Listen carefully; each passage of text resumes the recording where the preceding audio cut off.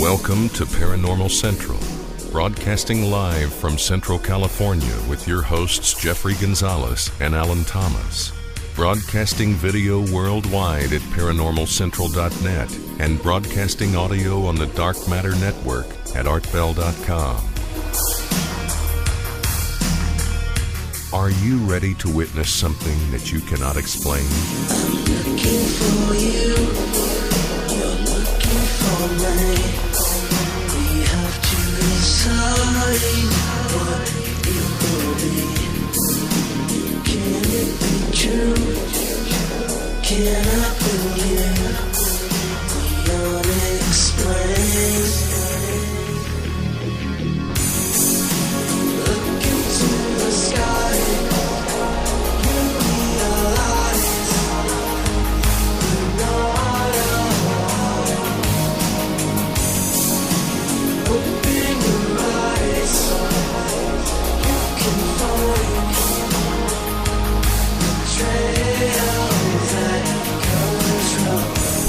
Hello everyone, welcome back to another episode of Paranormal Central broadcasting live in the bottom left hand corner of the Nevada Triangle. California is where we are. Welcome everybody, my name is Jeffrey Gonzalez. I am your host for Paranormal Central. Also the founder of a group called the Sanger Paranormal Society. Been investigating the paranormal for over 10 years. Been doing this show for over 7 years. We are just not talk show hosts, as they would say. We're also investigators, so we kind of know what we're talking about here. And I have a team. I have people as whacked out as I am. We go out looking everywhere for monsters. And let me tell you, they exist. Someone who can pretty much verify that would be the guy to my right, to your left, my co-host Alan Thomas. Hi all, how you doing? And I would point out the person that's way back there supposedly assisting us in producing the show and engineering it, but she is not here today. Emerald, she is out since it's Christmas. We are letting her off, and maybe she has Christmas shopping. I don't know what she's doing, but we are also not going to have Danny, and we're also not going to have Heidi today because Danny, for all those who don't know, is a UPS driver, so they're making him work today because he has like 1 million packages to deliver, just like Santa Claus. Heidi is just not feeling so good, so we're going to let her take a break and breather, and hopefully she'll come back here pretty soon. So, all right. Well, Heidi. Yes. So if you are watching us right now at paranormalcentral.net, you are now just watching us live video, broadcasting on live stream. If you don't want to watch us, you can also listen to us on the Dark Matter Network at artbell.com. Yep, you heard me right. Artbell.com is broadcasting us live worldwide on the Dark Matter Network. And we are reaching literally thousands and thousands of people all around the world. And scary. Very scary. So, all right, let's go ahead and get into it. If this is your first time, where have you been? Been doing this for a while. And if you're here, obviously you heard about us someplace. Welcome. Thank you very much for showing up. And I hope you are going to continue following us and watching us from now on, because we're trying to make things different here than other shows. And I'm hoping that once you start to follow us and start to watch us, you'll understand what I'm talking about. So every Sunday when we do the show, we usually have Danny Valderrama come on and give us a Squatch report. So we're not going to have that tonight. But we're just going to go ahead and get into it. Actually, we have a guest, a pretty cool guest coming on in about 40 minutes. His name is J.C. Johnson. For all those who are not into the paranormal and don't keep up with what's going on, you might have seen him on a lot of TV shows.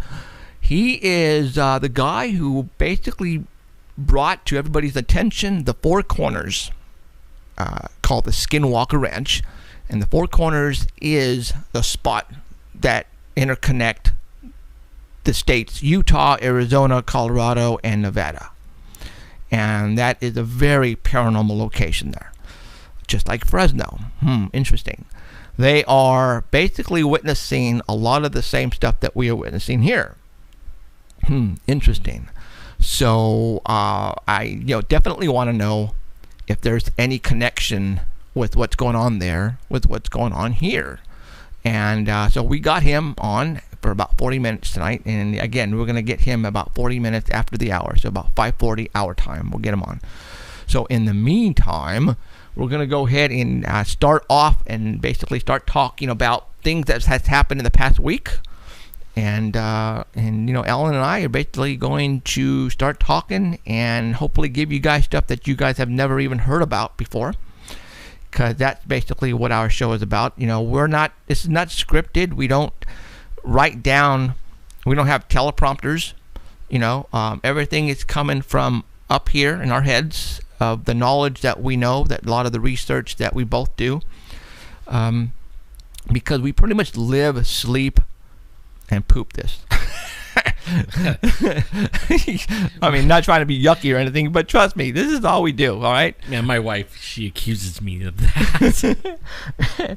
I don't even want to go there, but this is how in depth we get into the paranormal subjects here, because we do a lot of research. We talk to people call us, people in the industry call us, we get emails, all kinds of messages on Facebook.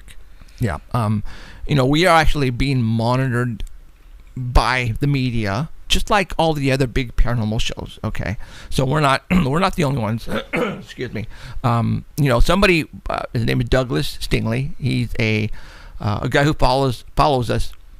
I mean, a lot, and he's a fan of the show, and he posts a lot of stuff on my wall, and a news agency out of Brazil, who didn't know but was monitoring me big time, saw what he posted and called him up for an interview because of what he posted.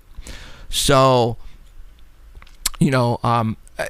when we broadcast live stream, Alan gets the show and he makes it and puts it on YouTube. And from there, obviously, it goes all over the place. So we're able to monitor who watches where, and, from all over the world. So, yes, we're getting... people are watching us from all over the world, so that's awesome. All right, let's go ahead and get into it. I have stuff written down, so let's go ahead and what I like to talk about really is a lot of stuff that I post on Facebook, because a lot of the stuff that I think is interesting enough. I mean, there's a lot of stuff going on out there, but the stuff that I really, really think that you guys should know about, and I put on my Facebook wall, personal Facebook wall, or Danny would place it on the Paranormal Central like page. So if you are not friends with us right now, go to Paranormal Central like page on Facebook and like us there. Alan and I have a personal page. If you just type in Jeffrey Gonzalez and Saying a Paranormal Society, one or the other will come up, and like me. And Alan is not Alan Thomas, it's Sasquatch. Sasquatchin. And go be a friend of his as well. And on YouTube, go and subscribe, so that way when we have a new video that comes out, it'll automatically send you a message and say, hey, there's a new video Paranormal Central just put out, watch it. So, all right, let's get to it. If you guys were monitoring my Facebook wall yesterday, like a lot of you do, you have probably saw and read the rant that I placed on there. For those who don't know, we all have full-time jobs except Alan. Alan's retired. And, Danny has a full-time job. I have a full-time job. Emerald has a full-time job. My wife has a full-time job. What do? I work for AT&T. That's a bad word. No, it's not. It's actually allowing me to basically do what I do here because of AT&T. So I want to thank them for everything. They're working the crap out of me right now because of this rain. But hey, I'm not complaining. Lack of sleep, but I'm not complaining, right? I'm ready for the rain to go away. Yeah. I know we need it, but man, oh man. It hurts him. It's retiring me. So yesterday I was driving around, and for those who don't know, we broadcast in Fresno, California, the big famous city of nowhere, basically. Yeah, Fresno, California. This is where we are broadcasting live at the bottom left-hand corner of the Nevada Triangle. And if you go Google the Nevada Triangle, it will show you a big old red triangle on Google, and you can see Fresno at the bottom left-hand corner. There's a lot of crazy stuff that happens here. only because we have Area 51 not too far. We have China Lake not too far. We have Lemoore Naval Air Base not too far. And, well, we can get into it later. But yesterday I was driving around in my AT&T van doing what I do. I'm a technician.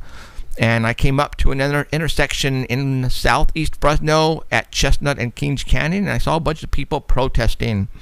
I got a little irate, and only because these guys were in the middle of the intersection, which is a very popular intersection. And I don't mind protesting, okay? And this is why I want to talk about this. I know it's not paranormal, but let's just talk about this really quick, get it out of the way. It kind of is paranormal. I mean... Well, if they don't stop doing it, or if we don't get together as people, it's going to turn into... We'll talk about that. Okay, right. Like conspiracy. Right, and it's going to lead into that. And Alan and I are thinking pretty much about right around the same boat about why this is all going down. But anyways, a lot of people got mad at me yesterday for my rant. And they thought that I was criticizing the people for protesting whatever their beliefs were, and that's not the case. I was ranting yesterday because those guys were in the middle of the intersection, and they, the Fresno Police Department literally had about 20 police officers blocking all the cars from entering that intersection. Like from me, where I have to get from point A to point B, I couldn't, so I had to go around through the parking lots and different streets in order to get around these guys. They just upset me. These guys should have been on the sidewalk protesting, which I would have been fine. I had no problem with that. But what blowing me away is the cops let them do that, and they were interfering with traffic and other people's way of life. Just like what I saw in Oakland, California, where, a lot of the protesters literally blocked the freeway, and they held hands to block the freeway. Well, the cops didn't do anything. And I'm blown away because from what I understand, people were telling me, that's illegal. You can't do that, right? Yeah, you can't. Okay, then why weren't they? And this is where we're going to go with this. Why didn't the police really interfere and really, start handcuffing these people? Well, as you know, yesterday, right about when all this occurred, 2 police officers were assassinated in New York, in the Bronx, yesterday. All right, the 2 officers were sitting in the patrol car, not undercover. They were in their police car that said New York City Police, blue and white vehicle. Police officers are decked out in their police uniform. And a guy came up and shot them both in the head as they were sitting in the police car and killed them. All right. There is something that's about to break loose, and I think this is the start of something very bad. All right. Where am I going with this?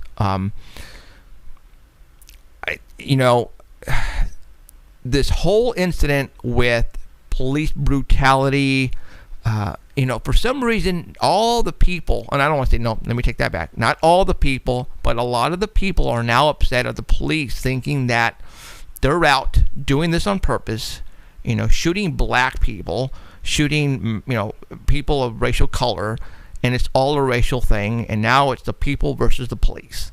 And that is what it looks like on TV, and people are talking about on radio. That's what it looks like, especially now with this hit on these 2 police officers. This scaring the out of me.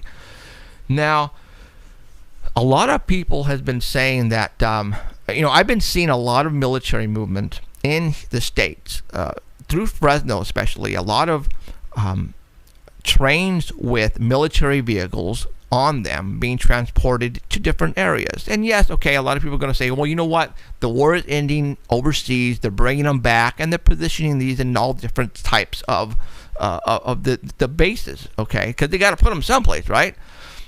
But wouldn't you think that the videos and pictures that I've been getting are pictures of Humvees and medic vehicles, but no tanks, no artillery, nothing of that sort. It's all been just military personnel movers, Humvees, and a lot of vehicles that have the red stripe on there for medical aid or first aid. That's all people have been seeing. All right.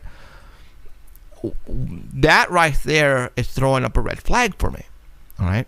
If it was tanks and other artillery stuff like that coming from overseas, well then okay. But a lot of these things are also, they look brand new, man. Okay. Well, I heard they don't bring back them. I read an article, California and some of the other states, they send our National Guardsmen over there to, fight in the war. Mm-hmm. And they take our assets, which would be, the Humvees and guns and tanks and everything we have, and then they go over there, and then when they send our guys back to our area, they don't bring the assets back. See, and it's our assets. California owns the tanks and everything, mm-hmm. So, but they don't get them back. Then they leave them there. Right. Do they blow them up then so other people can't use them? I don't know. Then what are all these vehicles being moved through the train systems? I don't know. And they are new, though, because I watch all these videos. Yeah, they're brand new, man. Yeah. They're brand new. I would love for him to deliver a couple in my driveway. Okay, so, all right. So where are we going with this? What I think, and now this is a show of paranormal. All right. Or conspiracies. And conspiracy theories. We talk about both here. All right. We do. And I think there is a war brewing that's going to brew among the public and our law enforcement. And it looks like it's already happening right now. Especially what happened yesterday. Now, a third officer also just got shot in Florida. Okay. I don't know much about that one. What I find interesting is that, we've talked about possible martial law. How will it happen? When will it happen? Who will start it? Why will it happen? On this show several times before. And this is sure sounding or looking like it can get even worse. And it could involve even the military coming in and stepping in, because what happens now, if a I don't know who gang member of some sort goes and try to do this again on another police officer, and then they shoot back and kill this gang member, and then all of a sudden you go, see, police are shooting these guys for no reason. It can get out of hand. All right.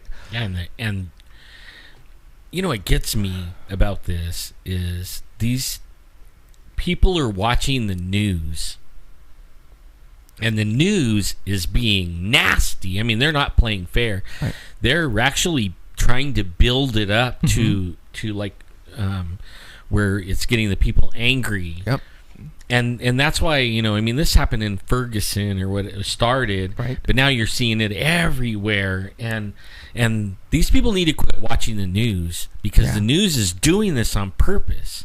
They're trying to get us divided, and they're trying to get us to do some, acts of violence so that they can send in these militarized police and everything. I mean, why? Okay, people. At your own police department, how many of you see Humvees and stuff like that? And when you're out, like at the fair or a parade or something, and your sheriffs are out there, I mean, how many of them look like they're freaking ready to go to Iraq? Right. They're not just carrying around a pistol. They got vests on with clips and AR-15s and all that. I mean, okay, now why? Is it because they're trying to incite something so that they could use this stuff? I mean, I don't know. I remember, when we had the mayor of Sanger in here, Joshua Mitchell, he said that they offered him a couple of vehicles or one vehicle, and Joshua said, no, we don't want that, only because, the cost of keeping it up, and it just, it was just not cost. It just wouldn't have worked, and a lot of people would have been upset about bringing something like that into the town of Sanger. But they're trying to give them. They're actually giving them away, guys. The military is actually giving away armored vehicles to whoever wants them. And what I mean by that is towns and cities, police forces. They're offering them these military vehicles for free. And training. So they'll send your cops out and get FBI and military training. And then I was talking to one of my friends who's in law enforcement, and he was saying, and he thinks that there's something going on too. Okay, he really does. He doesn't live in this area; he lives in another area, but it's going on everywhere. And he was saying they're being taught. What does the military teach? What are they taught? They're taught to kill people. Sure. That's what they're taught. And that's what, when they go get trained, that's what they're being trained to: kick in doors, take people's guns, and kill people. Okay. Yeah. It's like this is being planned. Mm-hmm. All right. I think so. Okay. And I want to give you a fact that maybe a lot of you don't know about that happened yesterday. All right. If you are trying to make a point, and which this person did, still can't get on? Nope. I won't be in chat for a little while. Which this guy who went and assassinated the police officers yesterday put out a video and put it on Facebook telling everybody what he was going to do. Like he had planned it, all right? I'm going, okay, wow, this guy is brave or stupid, one or the other. So he is making himself known worldwide. It's going to be me who's going to go to New York City and assassinate 2 cops. Why would you do that? Maybe this guy wants to be known by everybody. I believe he's part of a gang. I'm not sure. So he goes, and then he kills these 2 police officers. They find out who he is. Well, they find him, and he committed suicide. He killed himself. And I'm going, whoa, wait a minute, time out here. For this guy to do all this planning and to go and do something very big like that and then kill himself, wouldn't you think he'd want to be captured or, then fight his way out and try to kill more police officers? But no, he shot himself in the head and committed suicide. That's, to me, that's fishy. That sounds very fishy. As soon as I heard that, I said, that doesn't make sense to me at all. Okay. It doesn't. Okay. Could he have been trying to be a martyr? Like, Muslim people are saying he was Muslim now. Oh, a martyr. A martyr. He would have blown himself up and take a whole bunch of cops. Well, see, that would have... walk in the cop shop. But why commit suicide, put a gun to your head? And they say people saw him do this. I'm not sure yet, but that's basically how they found him, dead. Now, could have the cops found him and have done that? Sure. I'm not saying that can't happen. I mean, the police right now are very, very pissed off, guys. Don't go and do anything to the New York police officers to really tick them off, because you're going to go down. That's how teed off they are right now, all right? So... do you think that's, maybe planned? I think... Now, again, we talk conspiracy theories and paranormal and all the other stuff. To me... it sounds like he was programmed to do this.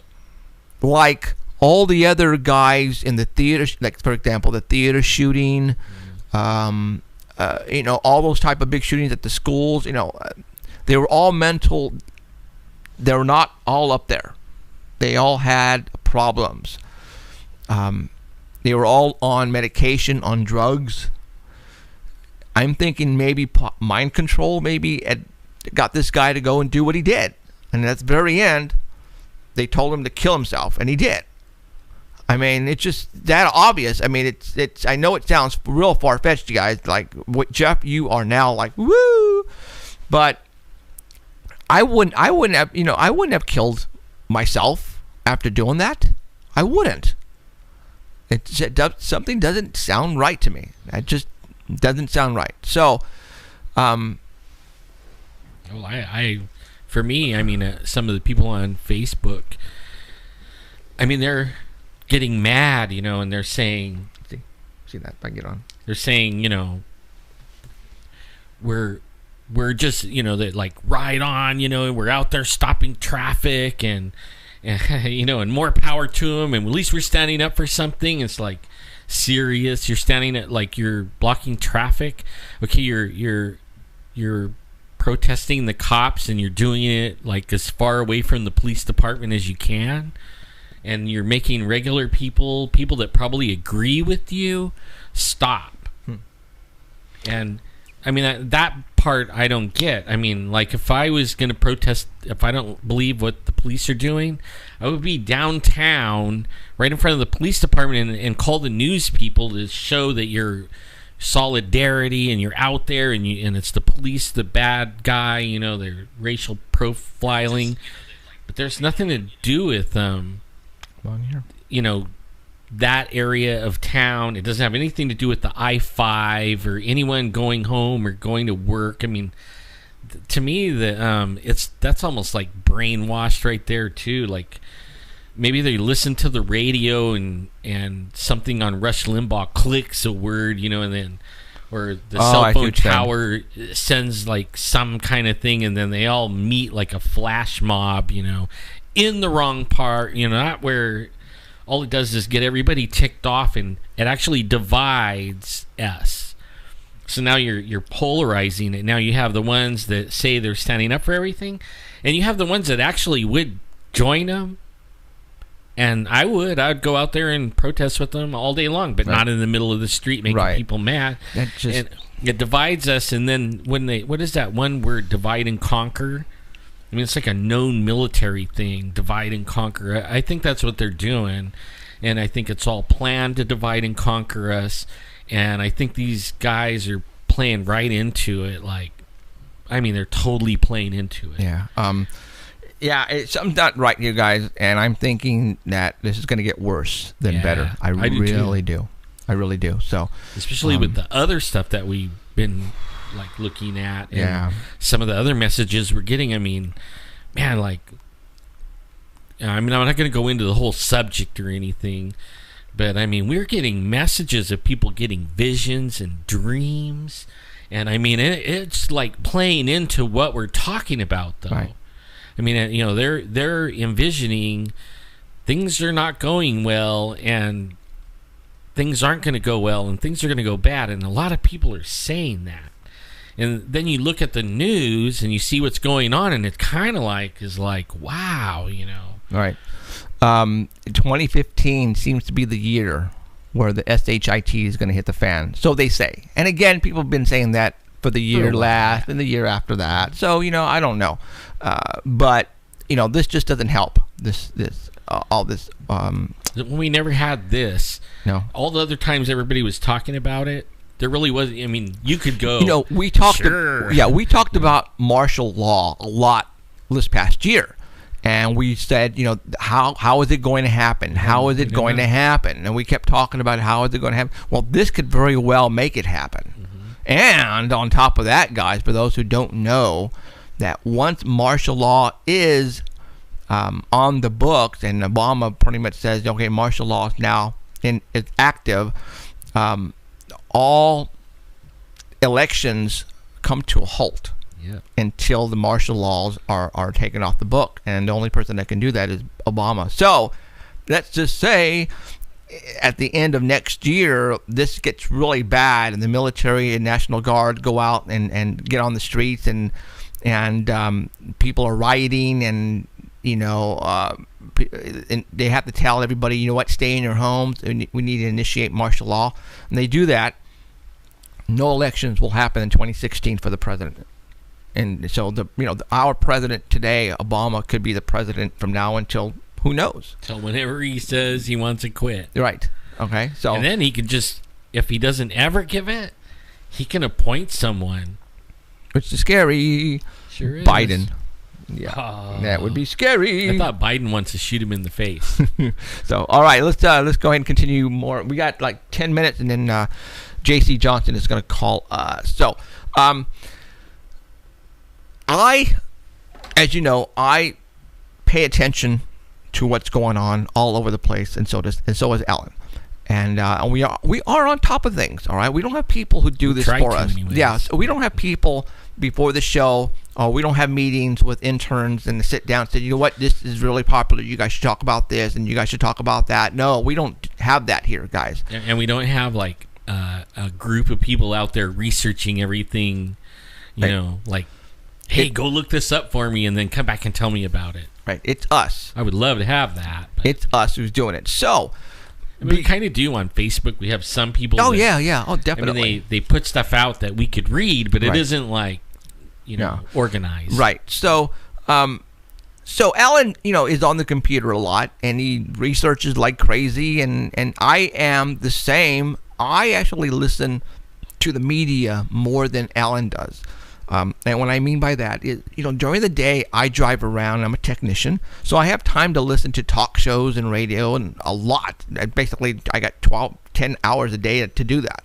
So you're like Rush and that's what I do. I listen to everything. All right, you guys. And I posted something that I heard on Rush Limbaugh because I listened to him because I want to listen to what's happening from what's coming from all angles. And we're talking MSNBC and all that. And I was listening to Rush, and I heard something he said, and it blew me the way. And I posted that on my Facebook wall on exactly what I heard, and I placed a picture of Rush and a logo and a symbol on what he said. But he was talking, and he mentioned Oprah Winfrey, and he says she is the entertainment Illuminati. And I went on the street, right? And I went, what did he just say? And then that came out of his mouth from Oprah Winfrey. She is basically the Illuminati entertainment Illuminati. She said, he said she is the entertainment Illuminati. And again, we've talked about Oprah on this show quite a bit in the past. And there's actually a picture of her foot. Yeah. All right, and I don't know how real that is. It's real. Is it real? Yeah. How do you know?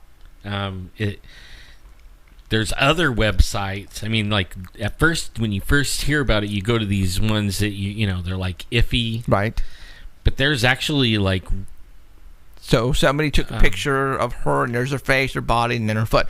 Now, and both feet. On both not feet. Just one. Okay. And other people too. Not just her. Okay. Well, all I know is her so far, and that's the only foot I've seen. Halle Berry is another one. Okay. Now you guys are going, what are you talking about, you guys? Well, Oprah is very, very big in the entertainment business. All right. She is huge. She's a multi-gazillionaire in the entertainment business. What she says goes. She has her own network. She is somebody with high importance in the industry.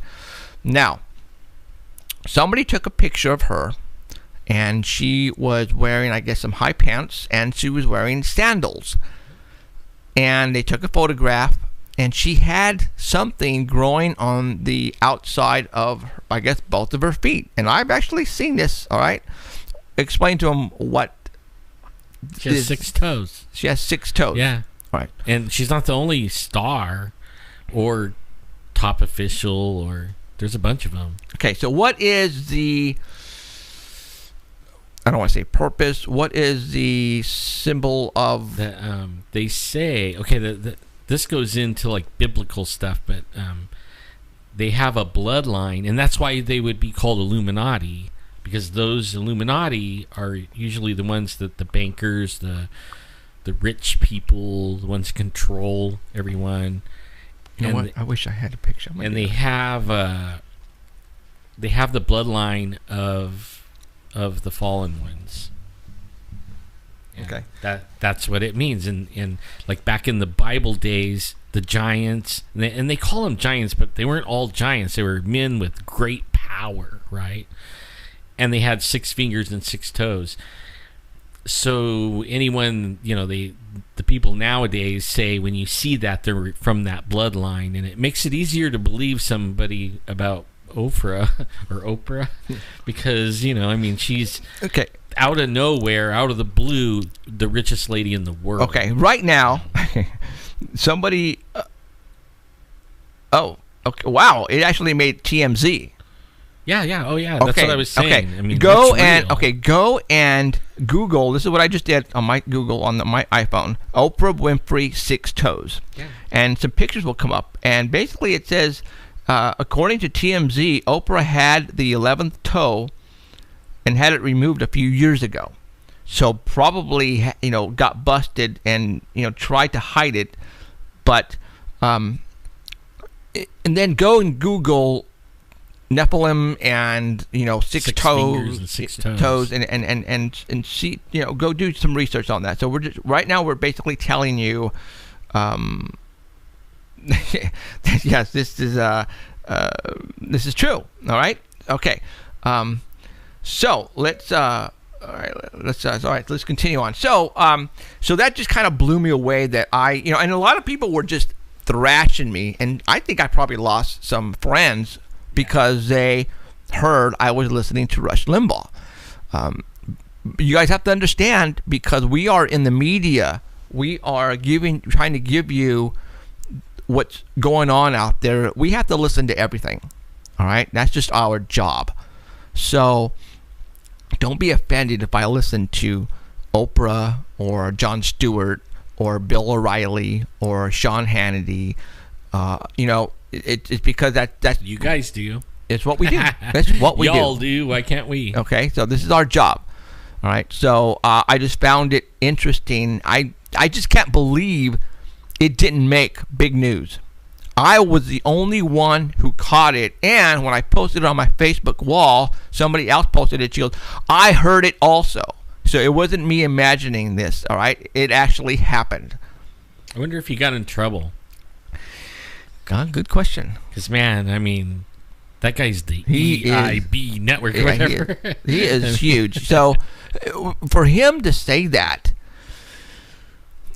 is he actually part of the actual system, or maybe he's not? I don't know. I always thought about Rush. I mean, where did he come from? I mean, I remember a long time ago, the 80s, he was just like locally in Sacramento. Right. And they would carry him on KMJ. Well, everybody has to start someplace. Yeah. Right? But then all of a sudden he turned into this network, his own self. Right. Now, did the Illuminats help him out? I don't know. I don't think there was anything quite like him, just like Art Bell. Yeah, true. When you break into something new, and people like what you're doing, then you are going to go places like Rush and like Dr. Laura and like Art Bell. Those are 3 very big names in the industry and will always be big names. So who knows? At this point in time, I don't know. But he said those 2 words, and it blew me out of the water, because you don't hear that at all, Illuminati word, come from anybody in that business. You don't. Especially somebody that's on multi-network type thing, because that's the end. It's the end of them. They get the tap turned off. Right. So I just found that interesting, and I just kind of blew me out of the water. So I just wanted to let you know about the whole Rush thing, and I'm not one-sided on the media. I am all-sided because I want to bring you the news and the real stuff, and that's what I have to do. So, okay. We got like any time now, JC is going to be calling in. I'm hoping that I did give him my number. I'm pretty sure I did. I still can't get in chat. I can't believe you can't get in the chat. Every once in a while, this thing does that. That doesn't make any sense. I just can't believe that. So, all right. When we talked about a couple of weeks ago about that article that was sent to me from the new Los Angeles Herald, I believe, from the pterodactyls that were being hunted here in the Selma, Sanger, Fresno area. Doesn't JC do that too? Well, see, there's stuff going on up there too. We're going to talk about that. Yeah, about birds, about large birds. Yeah. Cool. Then somebody posted on the internet about the missing people happening in Yosemite, and he only mentioned Yosemite as the missing people. So obviously he knows that Yosemite has a vast amount of missing people. Either he heard it from from David Paulides or our show, or he did some research. Yes, and it just and then he says, "What if these missing people are going missing because the pterodactyls are coming down and taking them away. And I'm going, some of them could. maybe there's a good possibility there, but a lot of and I had to chime into that because I saw that, and it was on Facebook in the article, and I had to chime in on that only because the way the people are going missing are literally right in front of other people almost. So for a large bird to come down and to snatch these people right in front, almost in front of a large group of people, I don't know if that is the case or not. Now, maybe if there's people, one person high up in the hills or the mountain someplace, then I can maybe, if these pterodactyls are for real, which from what the people have been, letting us know and they're witnessing, then yes, that is, these things are for real. Now, how come, hopefully JC is going to call here. I know I gave him my number, so hopefully he will call. There we go. I finally got it. You got it? Yep. Wow, what I happened? had to restart the whole thing, but Turn the computer off, turn it back on? yeah. Wow. Repeat. Or the iPad? Mhm. That's weird. So okay, let me just let me make sure that he has my number, which I'm pretty sure he does because I sent it to him. If not, I am a big goofball again. So where is it'll be on here. So yeah, I don't know what to tell you guys as far as these pterodactyls. People are witnessing these things, and I know they're not crows or large birds. They're actually for real, guys. All right. I gave him my number, so hopefully he'll be calling here in a second. When I talked to JC Johnson, he wasn't sure. I guess they were doing filming for something, so I'm hoping that he didn't forget us. So, or otherwise, to this day, it's been, I don't know, maybe a year and a half since I saw that thing flying. Mm-hmm. Me and Rick, and we still talk about it still. But to this day, every time I look up, I go outside, I look up, and I expect to see like flying over or something, and I can't stop looking all over the place because, that was a trip. Now, somebody reported to the Fox Network here in Fresno they have spotted a bald eagle at Maple and Dakota Avenue. There was a bald eagle flying around there. So, matter of fact, Eric Rosales posted it on Facebook stating, if anybody got a picture of that eagle, please send it to him.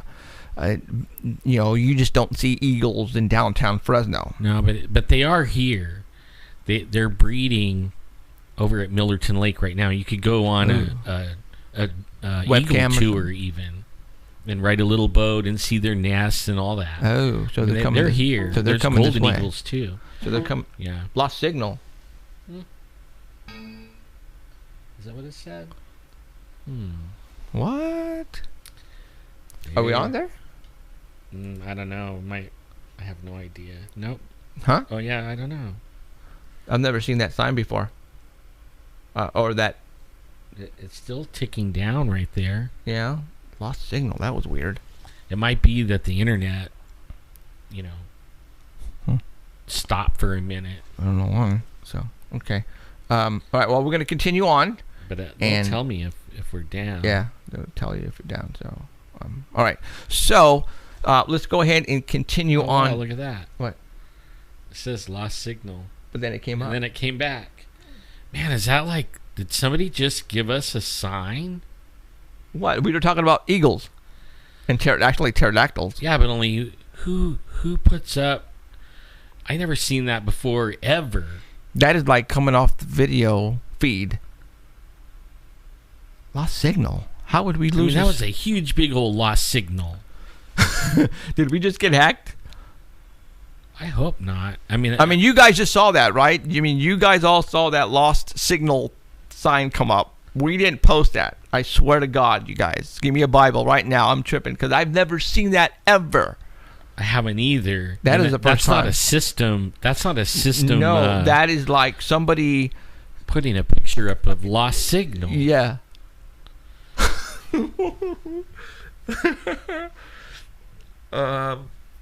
Okay. Wow, man. See, now I'm a computer guy, and I see all kinds of, like, they call them blue screen of death, and, things freeze up and everything. I never seen anything. I've never seen that ever. Me neither. That's like somebody actually is inside your computer and put up a picture of that lost signal. Yeah, got in our show and put that up. Even though they said that they lost us for a second, I never lost anything on this. No, but I never stopped. But did they see the word lost signal? Yeah, I think you guys did, right? Everybody, they're saying, "Watch your back, boys." Okay, that right there, my friends. But we were just talking about freaking bald eagles right there at that point when that lost signal came up. Not unless somebody is goofing, not unless somebody was just trying it. Oh, that's freaking scary, guys. Hold on. I got a messenger. Tony, hold on. Now I'm getting messengers and stuff like that. Let me find out what's going on. Hold on. Man, I tell you what, that's weird. Oh, my gosh. Okay. You know what's weird is we were talking about this before the show. Well, we got this guy named Tony. Says, I saw the lost signal fill the whole screen, but you never left. So that that's what I thought, too. People saw it. we were kind of talking about this okay, I'm done. I'm done. See you guys. That's a trip. Just kidding, man. Okay, because like I said, the only way that could happen is that if that lost signal picture was on the desktop, right? And I went and I clicked it and put it on, but there is no such lost signal on your desktop or in the computer system. No, and we really didn't lose the signal. No, we didn't, because we were still on. And then I watched it. So if you really lost the signal, that would have stopped, completely stopped, and then a message saying lost signal would have came up. Yeah, and down here where we have the perfect screaming on live stream, it stayed green all the time. The whole time, right? Yeah. So it's like somebody hacked us. We were hacked, you guys. Woo! We must be talking about something, you guys. Oh, we are. I think it was what we were talking about before the Illuminati and Rush Limbaugh and the Illuminati thing. Wow, and you guys. Oprah. Wow, you guys. You guys witnessed this. You guys who are watching this right now are probably tripping just like we are. I mean, to me, this is almost as good as when Art Bell lost his signal that one time. Remember, and he was talking to some dude from Area 51, and the guy was sobbing. Ask Keith. Yeah. Ask Keith. Keith is probably listening to us right now. Yeah. How can that happen, Keith? Keith is the webmaster for Art Bell, and he's the one we talk to at the beginning of every show, and he's the last one we talk to. What did the message say after? Did you get a chance to read it? There was no message. Oh, it wasn't? No, just lost signal. Wow. So how can that? No, somebody literally broke in. Yeah. And put that up there. Yeah. That's the first time I ever saw that in my life. Yeah, that's the first time, you guys. And he says there's not enough data to explain it. Like, it has to continue to be able to figure it out. What do you mean continue? Like, more things, more data. You need more information. Okay, what information do you have? There isn't enough. The guy put that up and went, lost signal for what? Half a second, 2 seconds, maybe? Yeah, a second. And then we were carrying on as usual. Okay, so it reminds me of the Art Bell thing So basically, Keith just responded to us. We have a computer over here that Alan's watching. That we're Skyping the audio to the Dark Matter Network. And even if we lose our signal on that, right, we're still 100% live on Art Bell. Yeah, because we're Skyping him. We're Skyping them the audio, so they're not looking at live stream like you guys are right now. If you guys are watching live stream, he is just listening to the audio, so he doesn't know what happened. But he's just saying we need more information. Wow, I guess it's a trip. Mm-hmm. Okay, we were just hacked, guys. That is the only way this could happen. We were just hacked. Mm-hmm. Wow. We are being monitored, you guys, and I'm flattered. Oh, shit.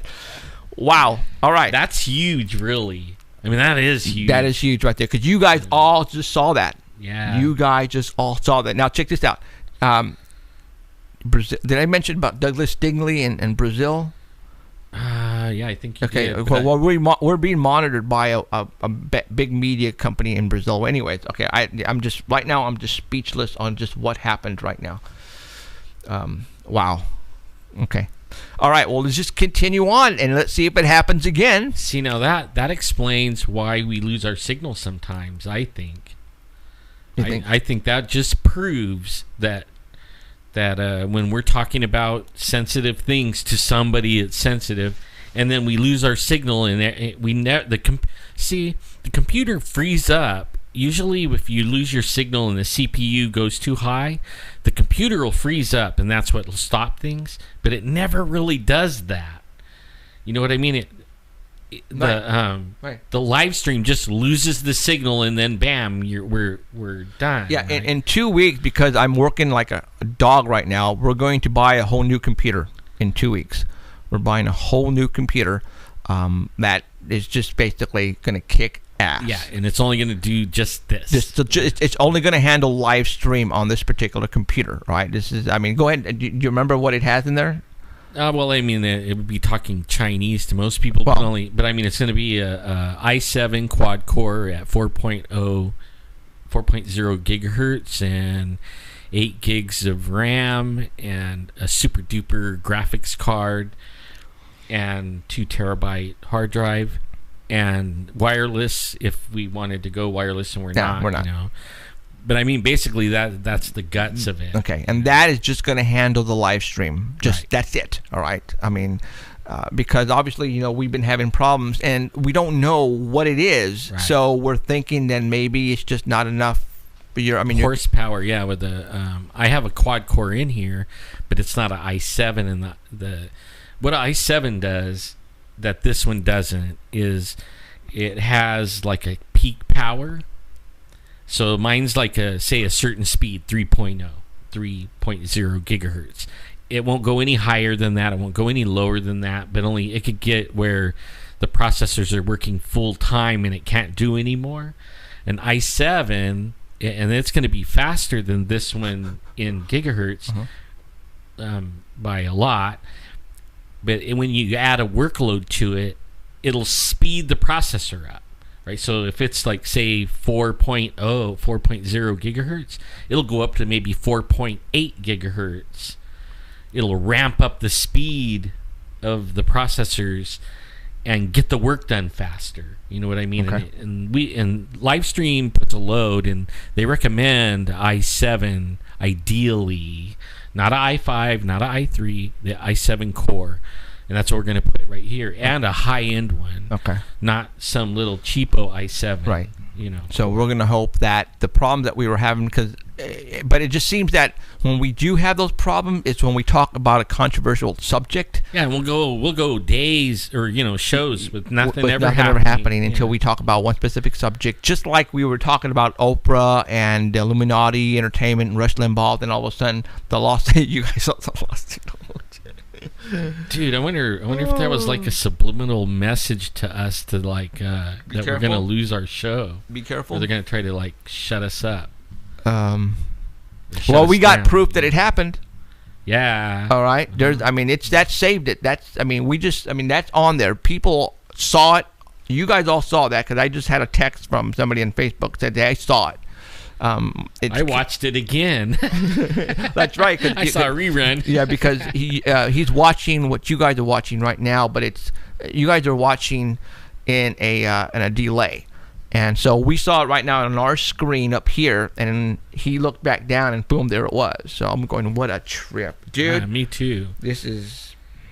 Okay, well, I'm speechless right now. I think of it. Remember when? I just said that, but when Art got shut down, he was talking to the Area 51 guy, and the guy's like sobbing, and they're gonna, find out where I'm at and triangulate on me, and all of a sudden, Art Bell loses his whole transmitter and everything. He goes totally off the air. Right. That is equivalent to that. This guy hacking in and putting or whoever it is, putting something up that says lost signal, that's equivalent to knocking you off the air if they want to. That's huge. I wonder if it's what's his name over there that's been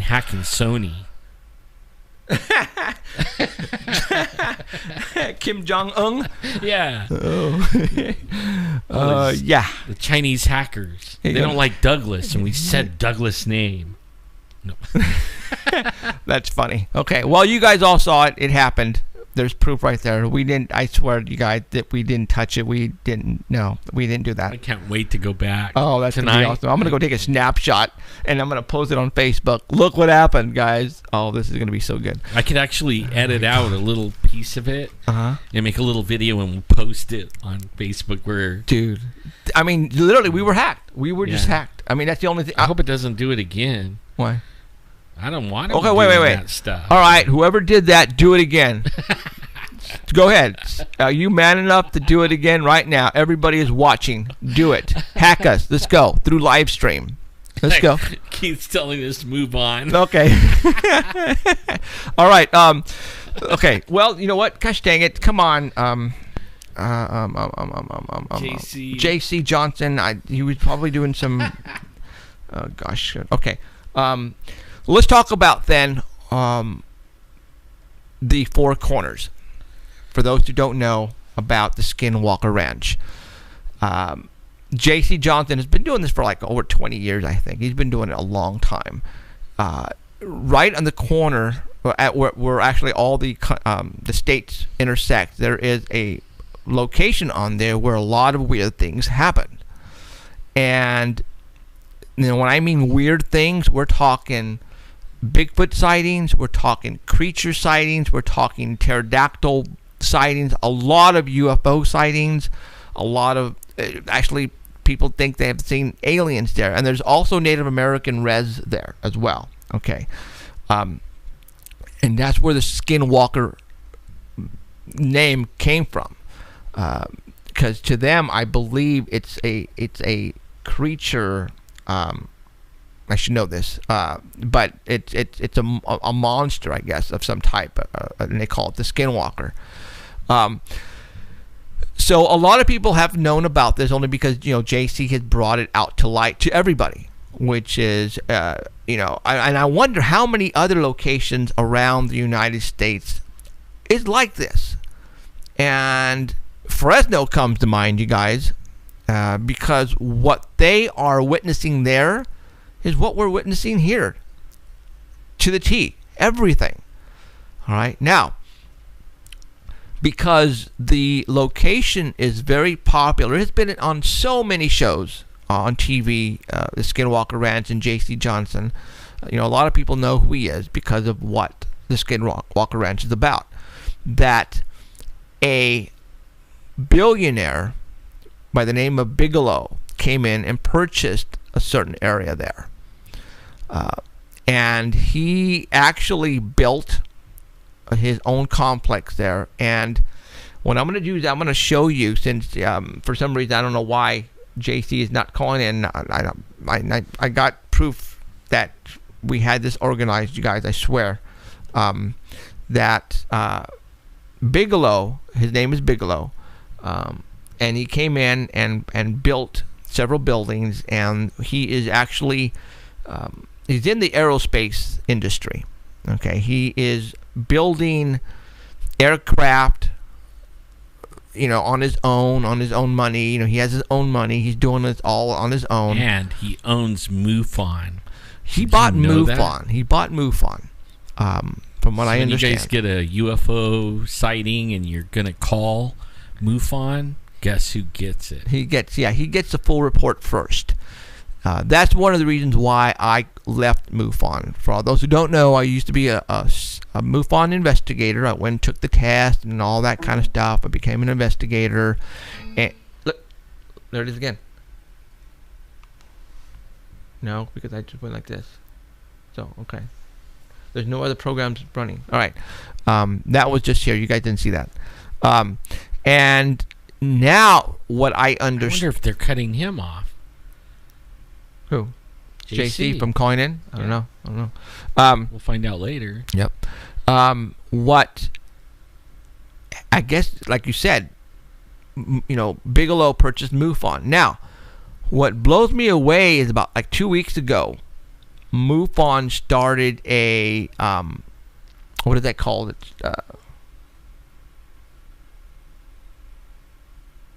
Happened again. But I didn't see it up here this time. No, but it's on here. Lost signal again. Because I told him to do it, remember? Oh, you did. Keith, you're not screwing with us, right, Keith? You better not be screwing with us, dude. He's asking if we can call JC. We don't have his number. I don't have his number. He has ours. Yeah.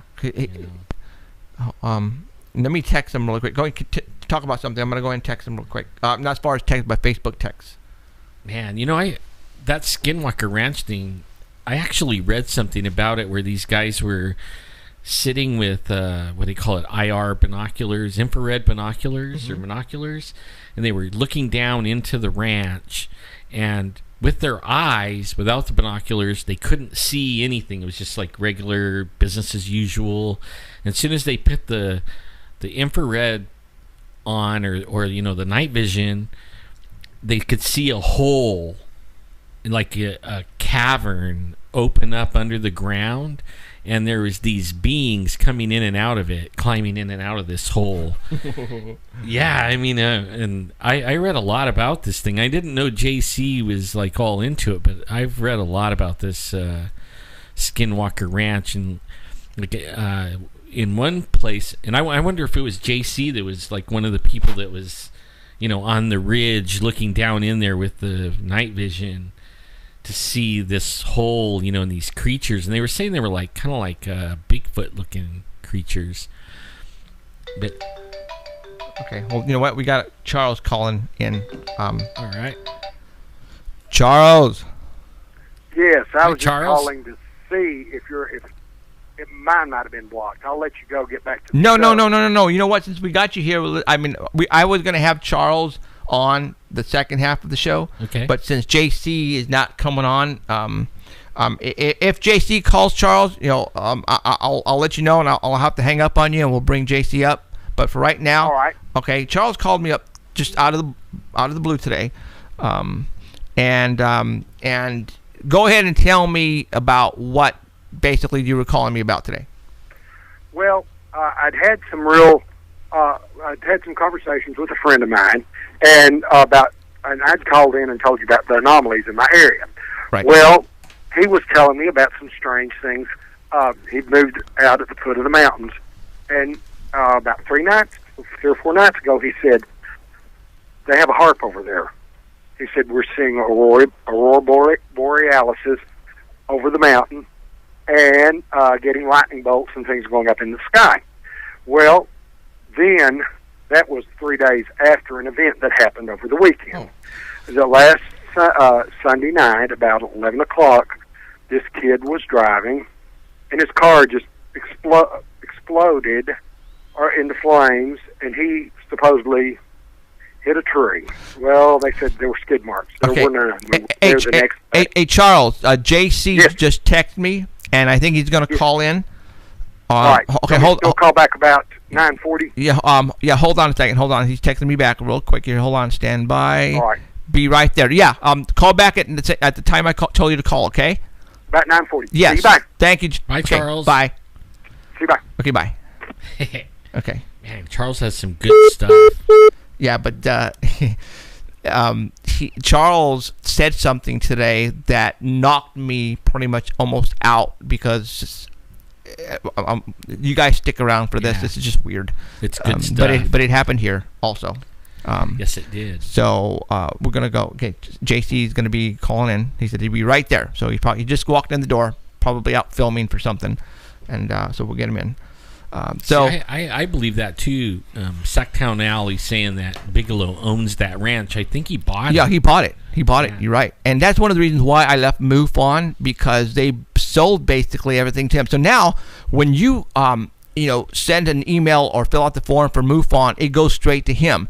If I believe Bigelow also has vehicles and helicopters on standby. So if there is there he goes. JC. Pleasure to see you. Hey, how's it going? Good. How are you guys doing? We're doing absolutely Hi, awesome JC. now, since you're here. Sorry about that. We've had a habituation situation going on, and we we're working with a University of New Mexico, of all things, with this, and we went and gathered up the game cameras today. Ooh. Do tell. Are we live?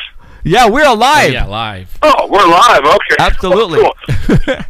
So, okay, everybody, the world, meet J.C. Johnson, Mr. Four Corners of America. I mean, you've probably seen him. Well, first, okay, let's tell everybody about you. Let's start from the beginning. How you got involved in this? How long have you been doing this? Go for it. Bio. I was an outdoor and river guide, an outdoor guide for many years, and we had a lot of strange situations happening up on the Mogollon Rim in Arizona, in particular, that had me suspicious of some hairy hominids. And one night, it all came true, and everything made perfect sense to us that that's what was going on the whole time. And a horrific encounter at Blue Ridge Reservoir on the Mogollon Rim, and that's kind of what led me into this. It's not something I chose to do or whatever. It was something that happened to us. Was it more than one, or just one? This particular situation, I used to be a fishing guide, outdoor guide up in the Mogollon Rim, and we'd have trips for several days down in these back canyons. And I used to get into this reservoir after the early ice out, because the brown trout wore professor caps, and they wouldn't come up and bite on any presentations until right after ice out. They were hungry, so I'd go in there and clean up on the German brown trout. My buddy and I went back there, and you've got 7 miles of water going one way from the landing, and then you've got about 7 to 8 miles of water going another way from the other landing. And we saw bear sign everywhere. It was a really dry spring after ice out, and the bears were everywhere, and we were ready to pull up and head out of there. And I remembered a 10 by 15 rock sticking up out of the water about 2 feet, and it would have been just enough room to put a 10 by 10 tent and a couple of our chairs and our barbecue grill, so that's where we ended up, and we bungeed off some rocks to hold the tent down, and that's where we stayed. It was about, probably midnight.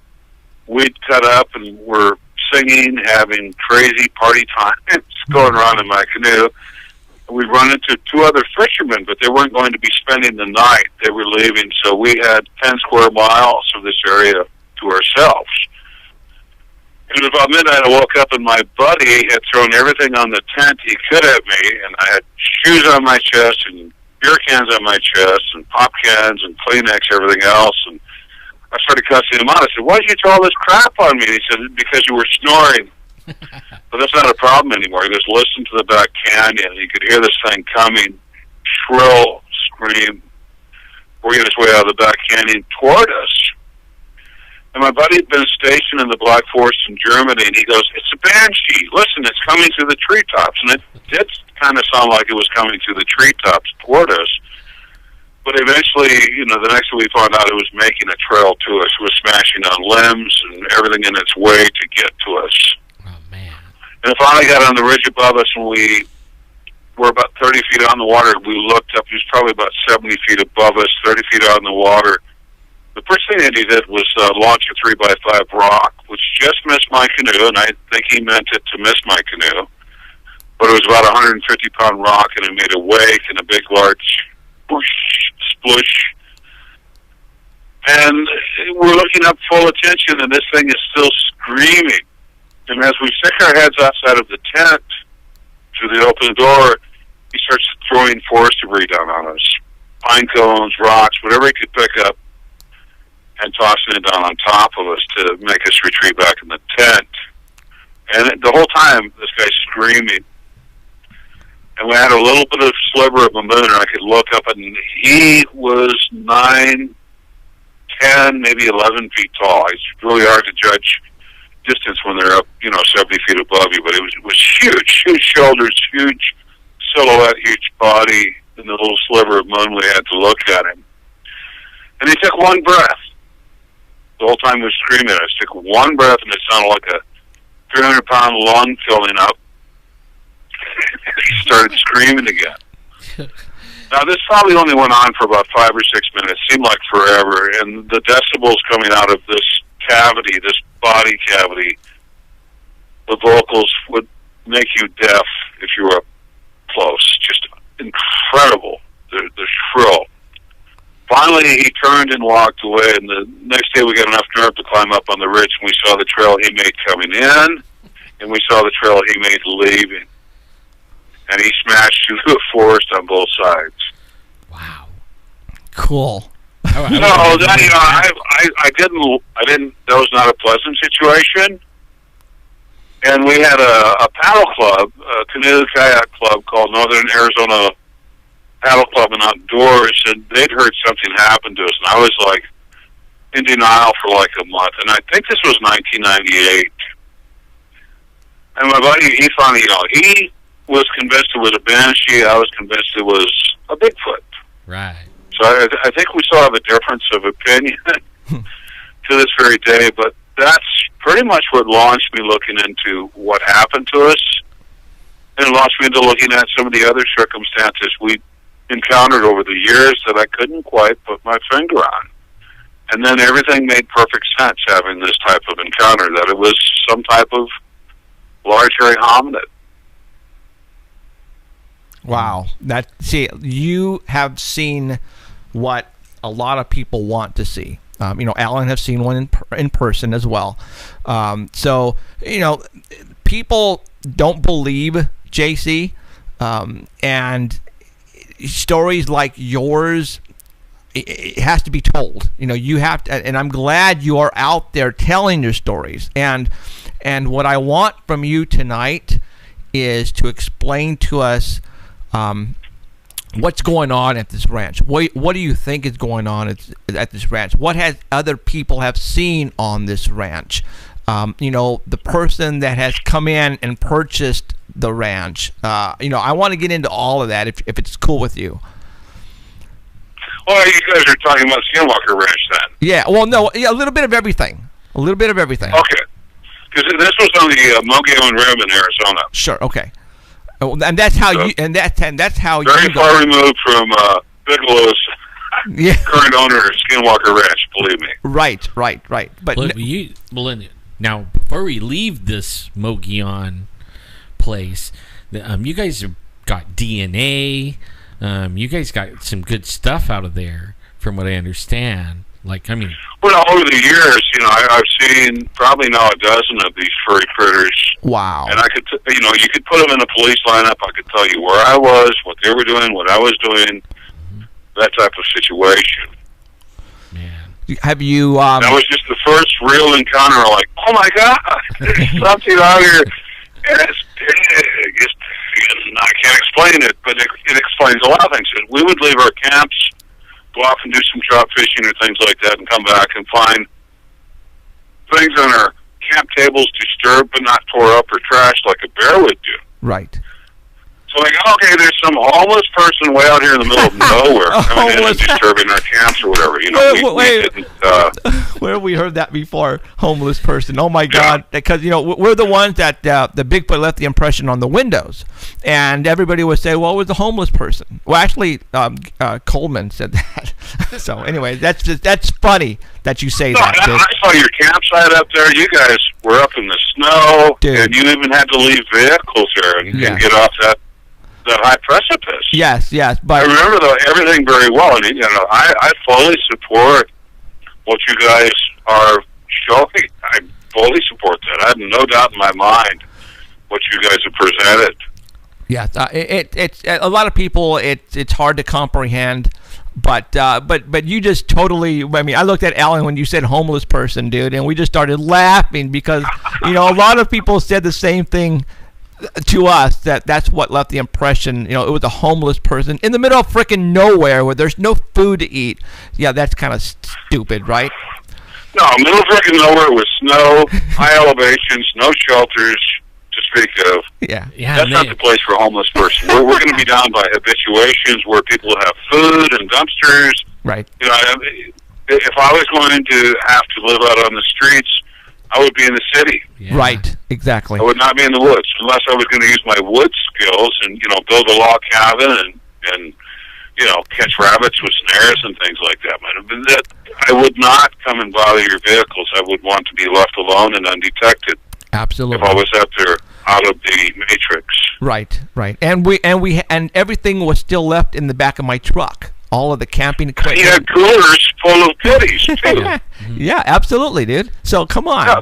So okay, so If you're. I was homeless, I would have robbed all your coolers and took all your drinks and your food, and you wouldn't have nothing. All this stuff and like $12,000 of electronics in the back of the truck. Yeah. I mean, the homeless guy would have had a field day in the back of my truck, but he didn't. So we all know what left the impressions. Okay, so all right, let's talk about you. And I got a question. Oh, got a question. Yeah, when you're in the areas where this habituation is, can you tell? You know what I mean? Like when you walk in the area, you were just talking about how it destroyed, a trail to you, a path.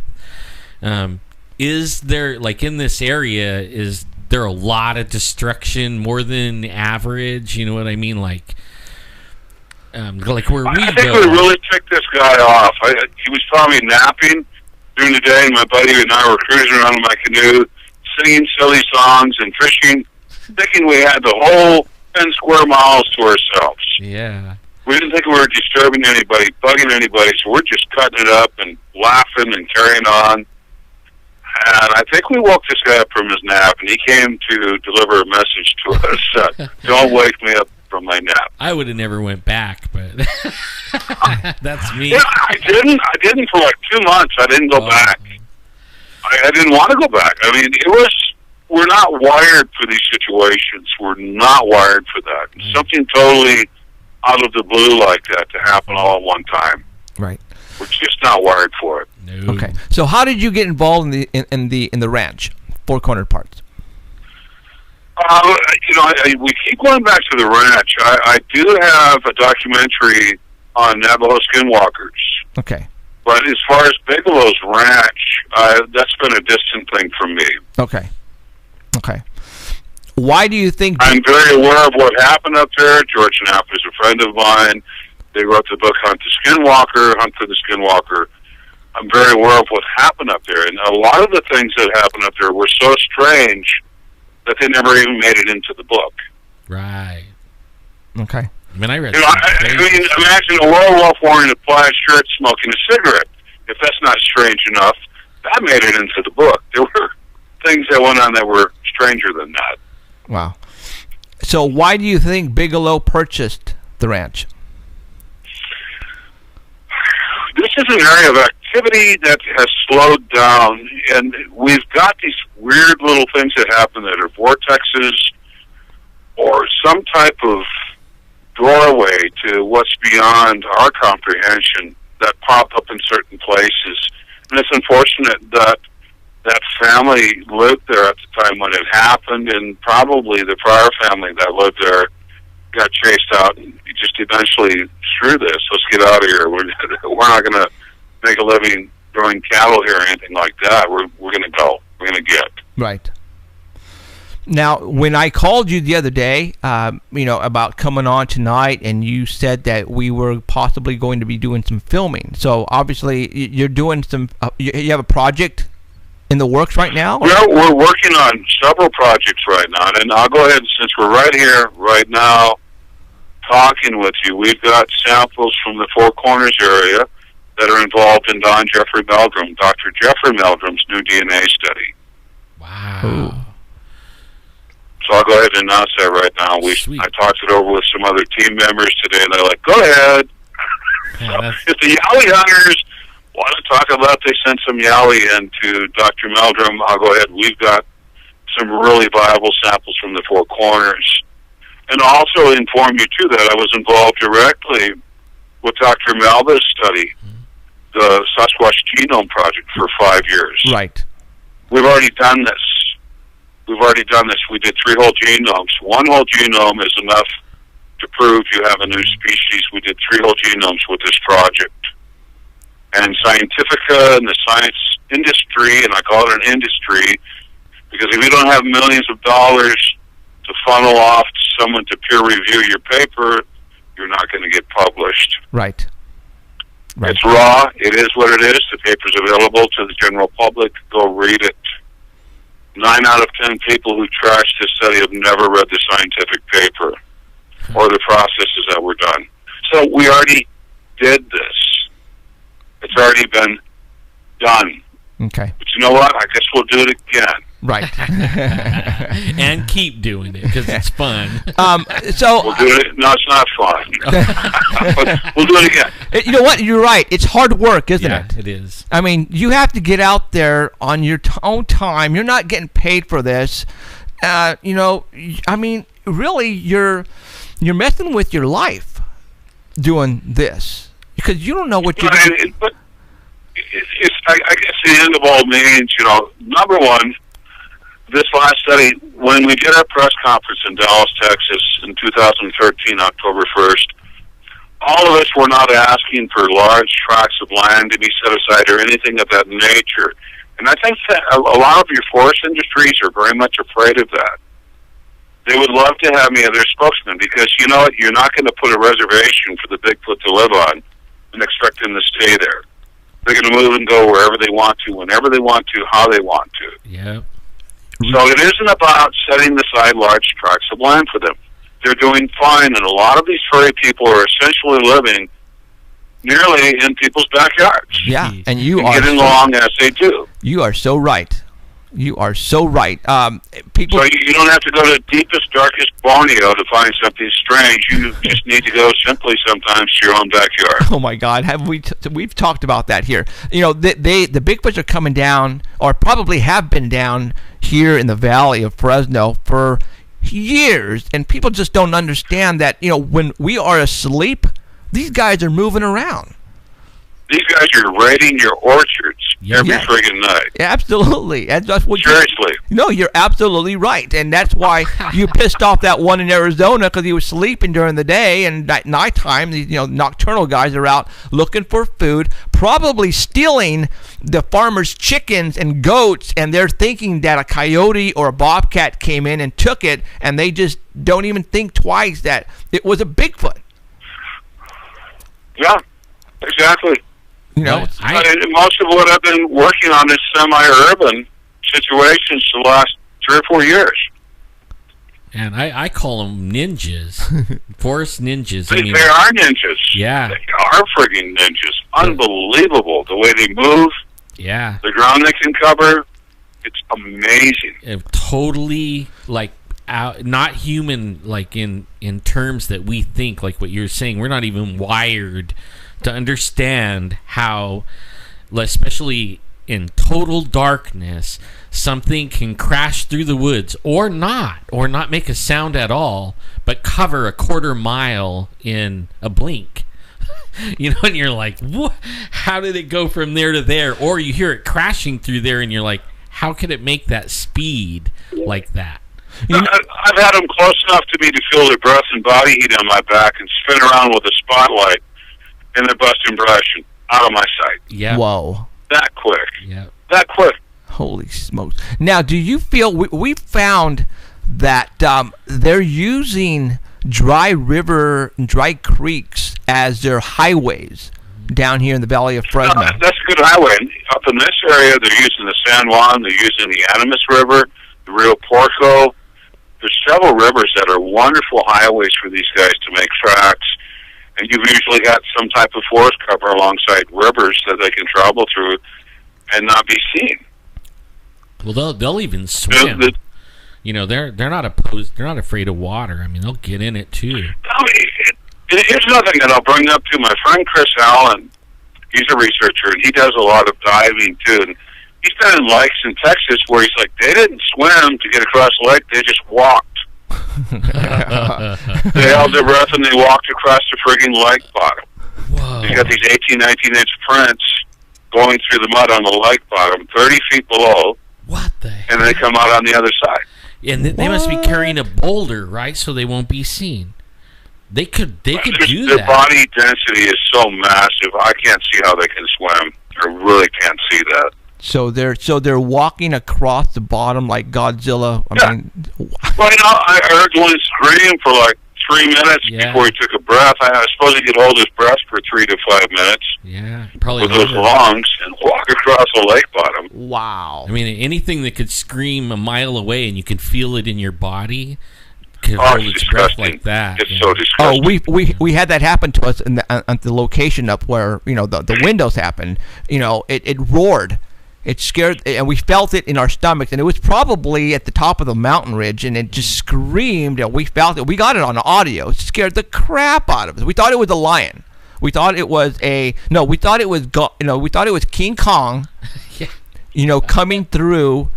That's what it sounded like to us. It sounded like frickin' King Kong, dude.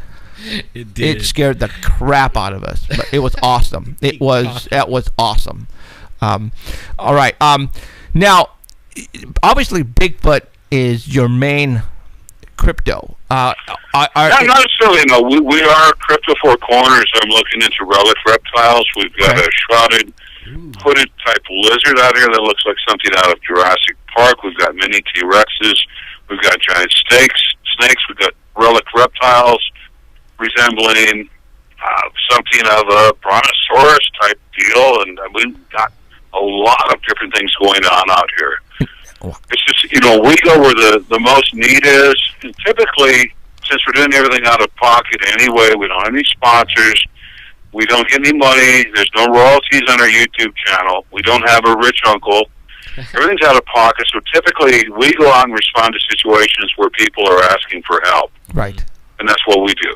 Awesome. And that's where the most need is, and that's when we concentrate our efforts to get together on a situation. We had an ultra-terrestrial investigation earlier this year before the summer, which was a very disturbing situation out there. And I normally would not respond to an aerial phenomenon. I've got friends in MUFON I could forward that to. But in this case, the gray aliens jumped out of the craft, ran across the roofs, and hit the ground. And one of the uncles out there on this reservation situation beat one into submission and or killed it. What? Yeah. What happened to the body? It's on YouTube. This is, you know, it's really interesting because the first day we got out there, and the thing is, it was a professor who was working with this gentleman, and it's one of University of New Mexico's satellite campuses, which is an excellent program. UNM goes out to many of the reservation communities and gives them college programs and traveling professors to come in and lecture and test and so forth. I mean, it's just like college, only in a smaller setting. A lot of these people can't afford to go to town, move to town, and go to college, so we've got the college coming to them. It's an excellent situation. I'm plugging you, UNM. Anyway, it was one of his professors who contacted me. See, this guy's a good guy, solid student, and he's been brain bashed for a week. Right. And I finally got to talk to him, and he told me what happened to them out there. Wow. Essentially, they were in their Hogan, and they heard artillery fire, gunfire, and they heard something that sounded like miniguns. So they came out of their Hogan to look around see what was happening, and this craft came over them. And it was so frightening, they went inside their Hogan. Well, the craft went up right on top of their Hogan and blocked out all the light, and anything metal inside the Hogan was moving around. They were just terrified. Whoa. And then they heard the footfalls on the roof, and they were looking out the window, and they could see the grays running around. Dang. And they were terrified. And they couldn't get any phone reception. There was a main house that's about 30 yards away. They finally decided to pack up and run to the main house and protect his elderly parents. Huh. And they got to the main house, a second craft showed up Oh, my God. and was over the top of the main house, and they could hear the footfalls on the roof. They dumped out some more gray aliens. But in the meantime, the uncle who lives about a block away, they could hear him screaming and yelling, and they could see silhouetted in the moonlight. He was fighting something, wrestling something. He kept picking it up and throwing it down, and it was screaming. Whoa. The New Mexico State Police finally showed up. They're taking their statements, and this Universal Soldier dude pulls up in an unmarked black Escalade, gets out. He's wearing some type of uniform, no insignia. He's wearing 6 guns. 2 shoulder rigs, 2 hip rigs, and 2 ankle rigs. Wow. With extended magazines. And he doesn't talk. He's simply listening. Now, when Bradford, our subject, our witness, is talking about the noises this creature was making while it was being beat to death, the Universal Soldier went right over to his uncle's house. Oh, wow. And he didn't talk to the officers. He was beeping something on the walkie-talkie. And they're like, okay, he needs assistance. So they went over there. He came back with something over his arm. And he had some type of cryogenics tank or some kind of something in the back of his Escalade. They wouldn't let them look at what he was carrying, but the New Mexico State Police went back there and they had their cell phones out and they got to take pictures of it. Wow. And he said he opened up this tank with a combination and put this body inside of it. So that's the only reason I got involved, because flesh hit the ground. We go after flesh and blood. We don't ghosty ghost. We don't chase things we can't catch. If I had an F-16 or something, I'd probably look into catching UFOs, or, you know, I can't catch one. I don't look into that. Did the uncle... I look into families in trouble. Right. Did the uncle that beat him up, did he wind up with, like, you know, like radiation problems or anything? Well, like, we wanted to talk to him. The uncle is a raging alcoholic, so I would rather have the sober testimony of my 2 witnesses who saw what he was doing over interviewing this guy. right. And no wonder he beat the crap out of the alien, because he didn't. He wasn't in full. You know, he wasn't all there. He was probably drunk at the time, and you know what he was witnessing was. I mean, he probably didn't think it was real. I mean, it's like I wouldn't go and pick a fight with an alien. You know what I'm saying? So I could understand. The funny thing is, and good for the uncle. A couple days after the incident, the uncle asked him that the youngsters to take him to town, and he was stocking up on stuff. Well, he opened his wallet up. He had a stack of greenbacks about 2 inches thick. Wow. They told him to shut up. So lucky him. Lucky him. They let him live and didn't whack him. So I'm thinking it's not one of our programs that they encountered out there. Something else. Wow. They gave him some money and told him to shut up.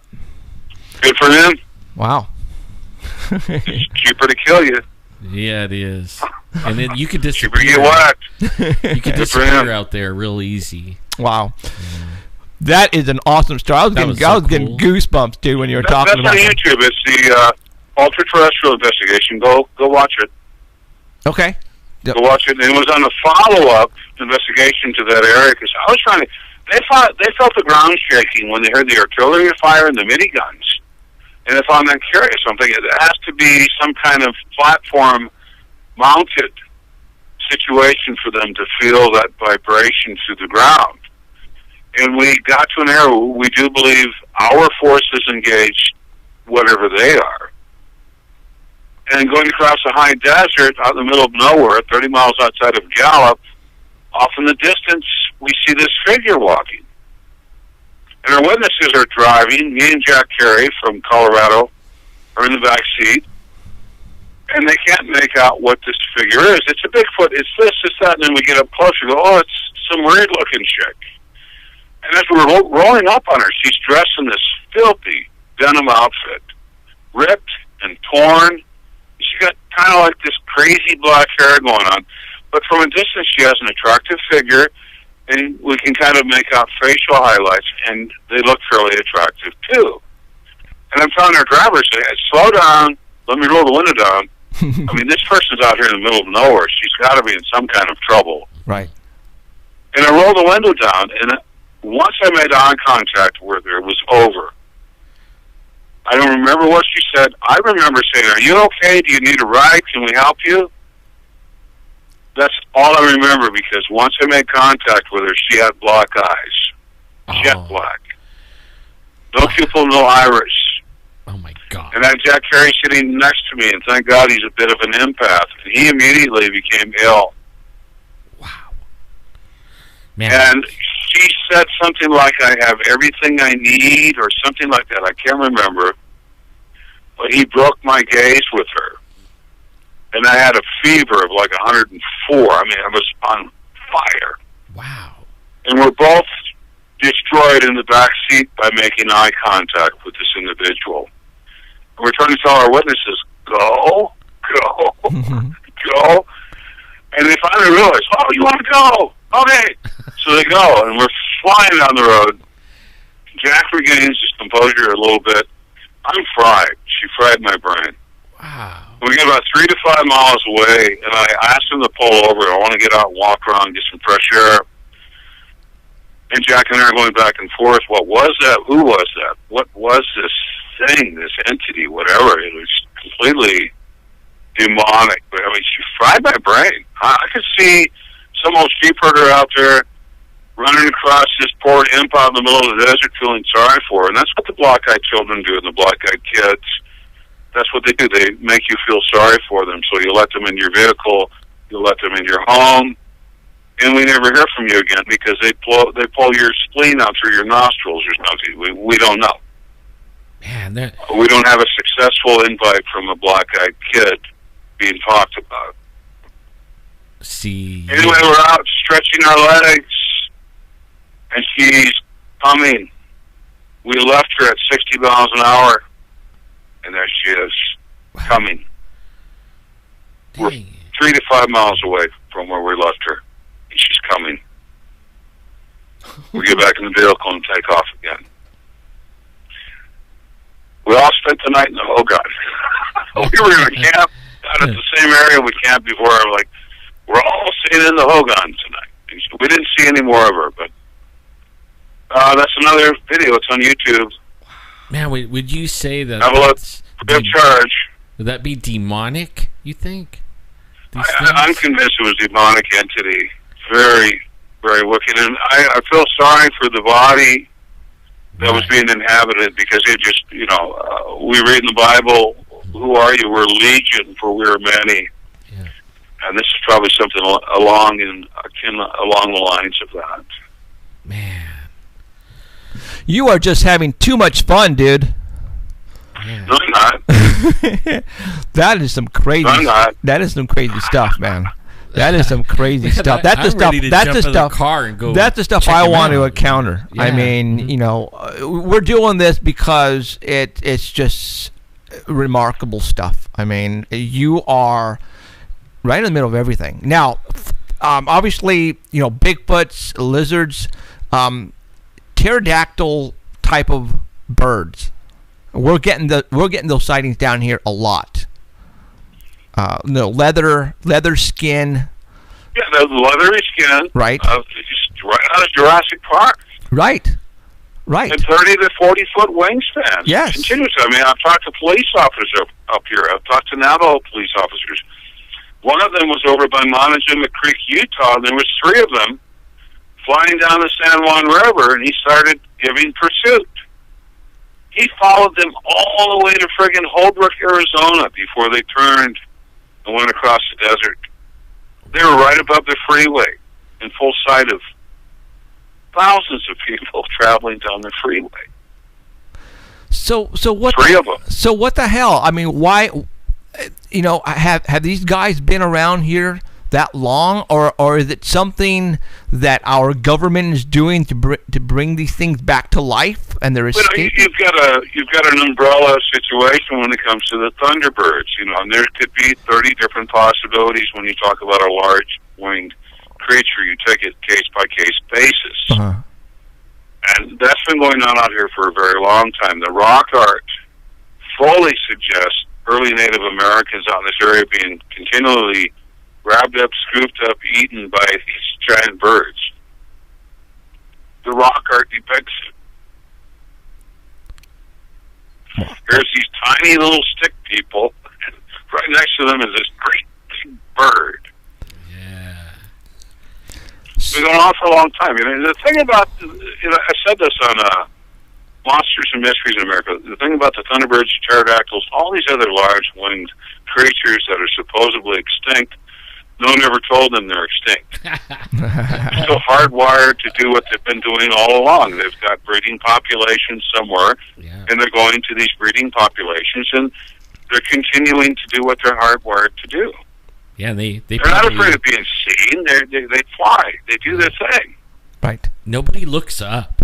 Nobody looks up. You know that? Oh, yes. This is one of the most amazing things. I was coming out of Walmart, and I walked up the front of Walmart. I looked up toward the airport, and I'm like, wow, a pterodactyl kite. Cool. I'm not thinking, I wonder where they got that pterodactyl kite at. I'm going to get one and fly it over my neighbor's house and freak them out. I'm thinking about this, just little thoughts. And then it broke up and it busted away. It caught a thermal. And I realized it wasn't a kite. Yeah. And it went right over the top of me. It was more of a pterotorn. And the pterotorn is something later, I guess, in the evolution of the pterosaur pterodactyl. It had a ring of feathers around the front and the back of the wing. The middle was buckskin. Wow. But it had all the other appendages of a pterosaur pterodactyl. And at least a 30-foot wingspan. It went right over the top of me. And I'm running across the Walmart parking lot, almost getting hit by cars to keep it in my sight. It gets over the river, catches a thermal, and disappears. Wow. And this was where? Was it paying attention to us? No. Right here in Farmington, New Mexico. Wow. See, now nobody looks up. Nobody looks up. Situational awareness of John Q. Public sucks. Nobody looks up. Yeah. Everybody's so involved in their own situations, they're not looking around, looking up, looking around. It's not. Have you ever heard of one that I saw this, I was talking about this earlier, but this thing had big giant red eyes. It was probably the size of a Cessna, and it was fur covered. It was kind of like the shape of a Sasquatch, kind of like, but it had the head like an owl shape and black dragon wings. And it was flying over me, and I didn't know what it was. I thought it was a kite too, because it didn't fly right. You know what I mean? Like, it wasn't like flapping its wings or nothing. But I grabbed the binoculars, and when I focused, it actually scooped up the air and slowed down and turned back and looked at me. And the guy that was with me, he's like, "Oh my God, he's looking at you! He's looking at you!" I never saw anything like it. I can't find a picture of it anywhere. I mean, it was the weirdest thing. But I look up every day now, all the time. No, I mean, it's exactly what you just said, JC. We've been telling people for years here. Look up. All of the sightings that people are getting, and we're not just talking UFOs, and we're talking all the other type of sightings. What the witnesses are doing at the time is either they're outside having a cigarette smoke, or they're walking the dog, or they're taking out the trash, and that's when they're witnessing all this stuff, because they're just looking up and walking to the curb, and we're trying to tell people, look up, you guys need to start looking up. I mean, there are things happening out there. I mean, you know it more than us. These monsters aren't supposed to be real, JC. That's the stuff we see in cartoons and movies. So, I think one of the last things people want to hear, and they're all really comfortable in their own existence, what they've been putting together, what they're building, what they're working toward, all these other things. They're really involved in the situation. So the last thing people want to hear is that the monster under my bed is real. Because it is. It is. Right. It is real. That's real. It is real. I love that. And you're just plugging along, doing your 9 to 5, putting up your 401k, and hoping before the chemtrails kill you, you can enjoy some of your retirement. We've got a slow genocide going on through the air, food, and water daily. We all, those who are awake and aware know what's going on. It's no longer a tinfoil hat controversy. There's nasty, evil stuff going on. Yeah, there are. Perpetrated in collusion by our government. It's disgusting. It is disgusting. In the Four Corners area over here, we don't have Doppler radar right in the Four Corners, so they super-duper experiment with the geoengineering above us. And it's disgusting. And I know they've got CDC and a lot of these outposts and reservation clinics monitoring all the people coming with respiratory infections and things like that. I mean, you can only breathe in so much barium and aluminum before it jacks you up. It's disgusting. And, awareness, situational awareness, environmental awareness. Everyone needs to wake up. Yep. My eyes are open. I mean, I'm twitchy. I'm twitchy. I can't even be in an urban setting, and I'm twitchy. Wow. Looking around, looking at everything. It's conditioning. Wow. So what when you're out there in a lot of these locations, I'm out there for days at a time by myself. I'm twitchy. I'm watching. I'm listening. And I'm super duper aware. Yeah, you have Folks, to be. Look around you. Look Wow. at what's going on. Look at what they're doing to us. What Nobody believes that part. I've been saying that and saying that. I've been plastering Facebook with that. Like, you know what? This year is going to be the rude awakening year. I have a feeling. It's me when the what do they call it? The scales fall from everyone's eyes. I really have a feeling. I hope so. I really do. And most of the geoengineering started on the West Coast, so. Yeah. It's no surprise to me you've got people aged 25 coming down with Alzheimer's. It's been hammered with aluminum, and that stores up in your medulla oblongata in your brain. I haven't seen a detox for aluminum. You carry it. So we all get weighed down with the aluminum, and eventually you just turn back crazy nuts. I mean, it's unfortunate. Wow. And it's a slow genocide. And I'm surprised more and more people are waking up.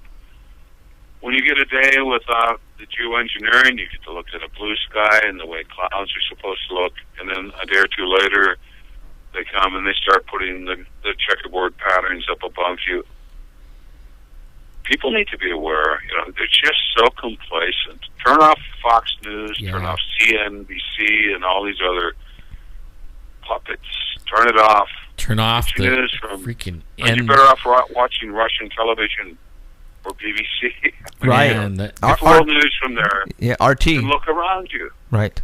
The freaking NFL thing and the teams, that's the one that bothers me the most, is that's all that... I got friends that they don't turn off Sports Center.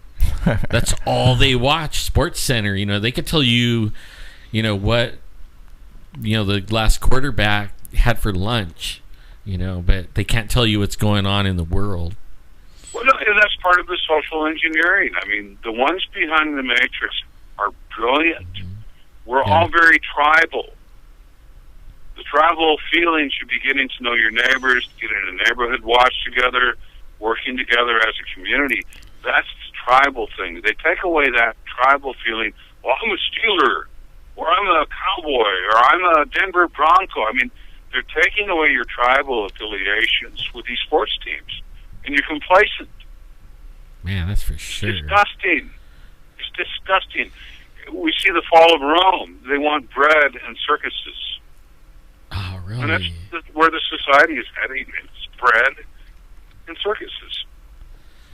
Well, they know every NFL player, their stats, everything else, and you're enamored by this sports figure. Right. Well, this is you want to emulate the sports figure. I'm wearing this jersey. That's my boy. Yeah. That's my team.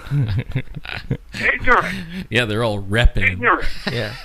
Here you are, totally on the sidelines. In the first place, were you out there in the field? Were you taking the hits and the brunt and the blows? No. That's not your team. You were on the field with them. They have taken away your tribal affiliation and put it into a sports team. You don't get paid like them either. They get paid ducats for that. So, are you project? What are you working on right now?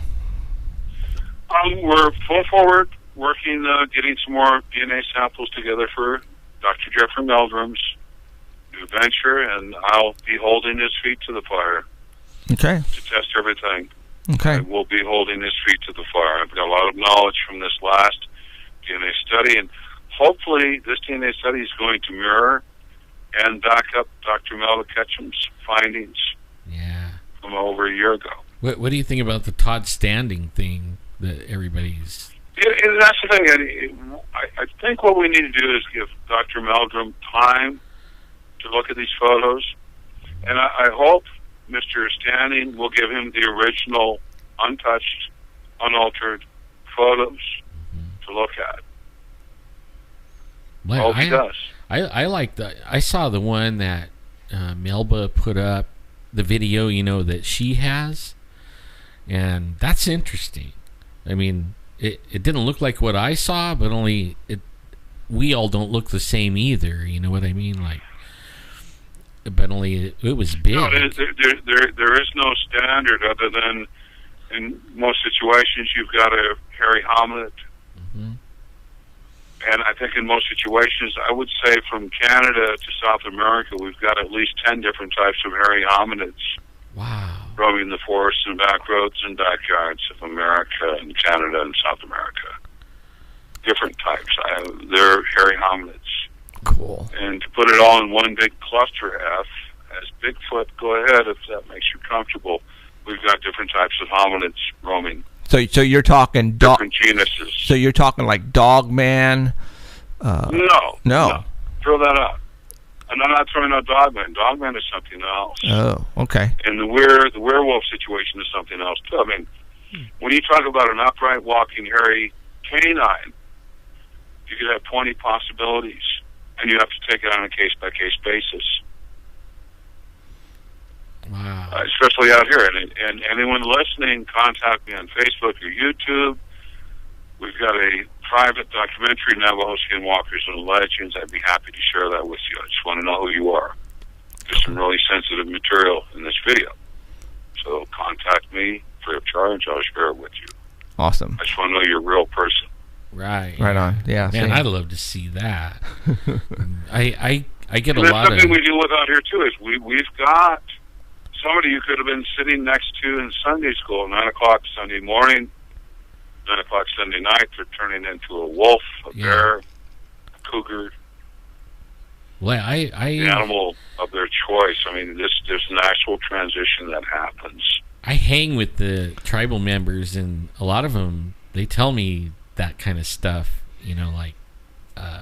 So we're talking what you see on TV as of like True Blood and the movie Twilight. I mean, being honest with you. Yeah, I mean they're trying to feed us stuff that's going on in our real life here, and people conditioning is what I think they're doing. What do you think?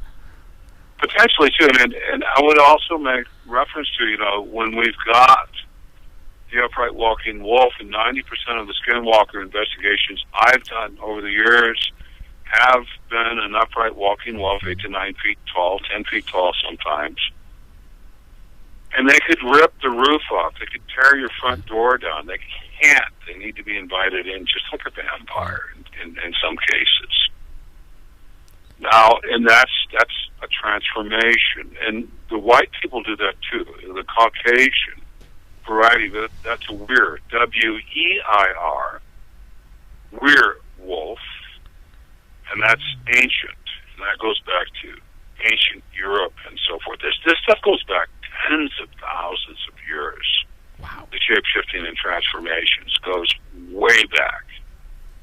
And it's demonic. It's of the devil. I mean, you want to sign up and join the mafia, you'll get probably a little bit of pleasure from being this horrific arcane animal for a while till the toll takes it on your body. Yeah, sadly. And there's some in the weir with the Caucasian right, they shift, and some of them can't shift back anymore. Oh. And they're stuck being in that condition. Oh. So, David Paulides' work. Absolutely. Missing David people. Paulides is an excellent friend of mine. Yeah, awesome. I fully support him. We've had him a couple times in our show. Missing people. Obviously he can't speak about what he thinks is going on. Why so many missing people, JC? He won't come out and say it. I will say a lot of the time too. We've got search and rescue. We might have 150 people, 200 people combing an area where the Sasquatch are, and they know this person, something bad happened to them. They didn't do it, but they know where the body is, they'll carry the body out. And that's one of the situations where search and rescue's been over the trail a dozen times, the same trail, and the next day they find the body there. Well, there was the furry people carrying them out. So they'd find the body and go away.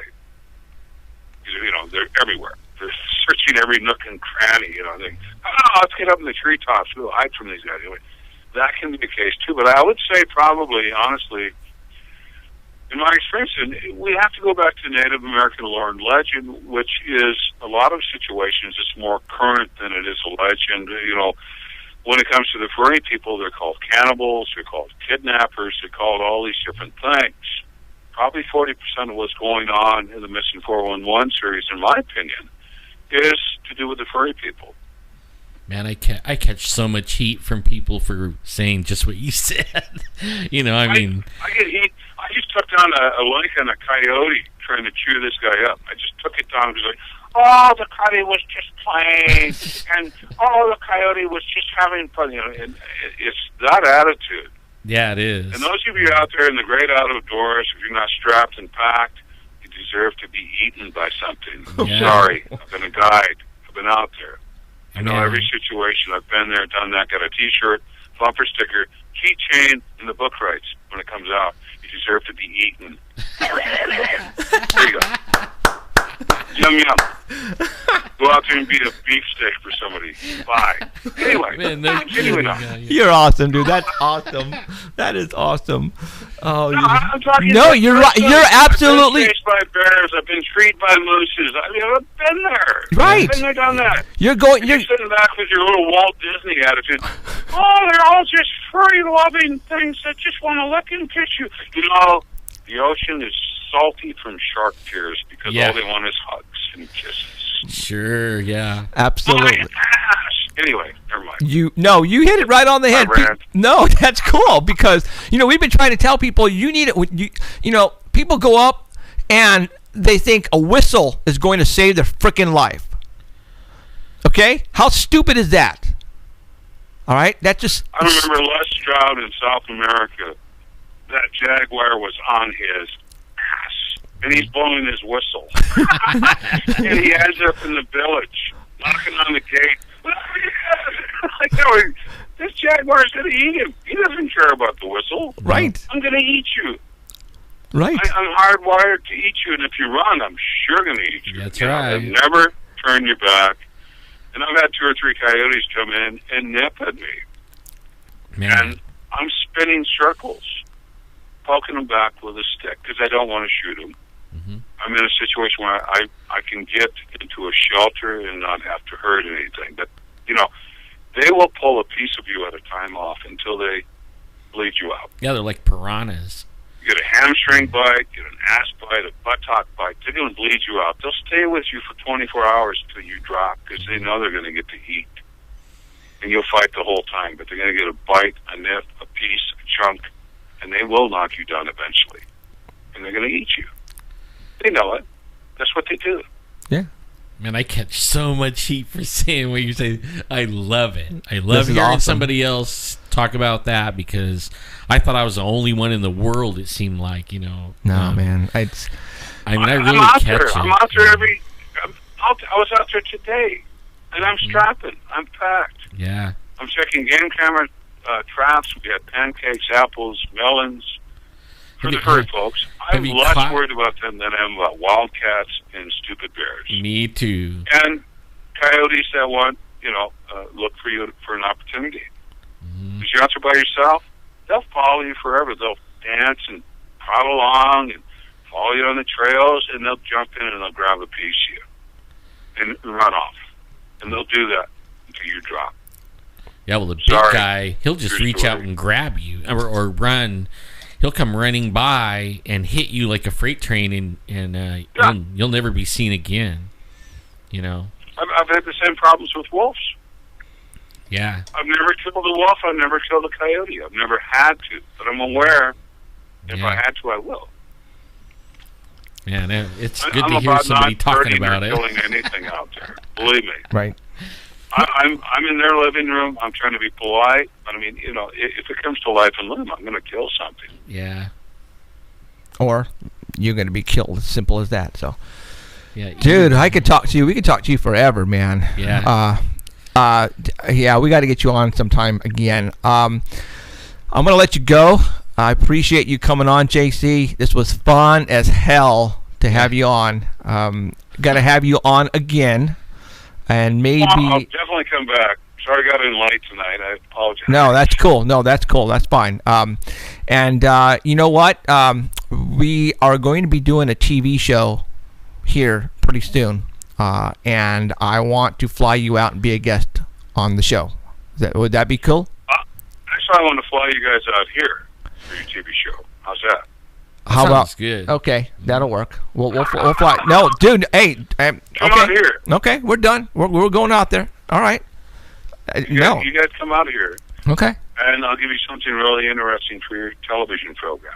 And that's what we love doing. That we like going out. Okay. That's almost the difference between a lot of the TV guys. We really go out there and we really put it out there. I mean, we've been chased and yelled at and you name it. All right, JC, we're gonna hold you that, and as soon as this thing starts rolling, I'm gonna call you back, and we're going to make arrangements, and we're gonna come out down there. Okay?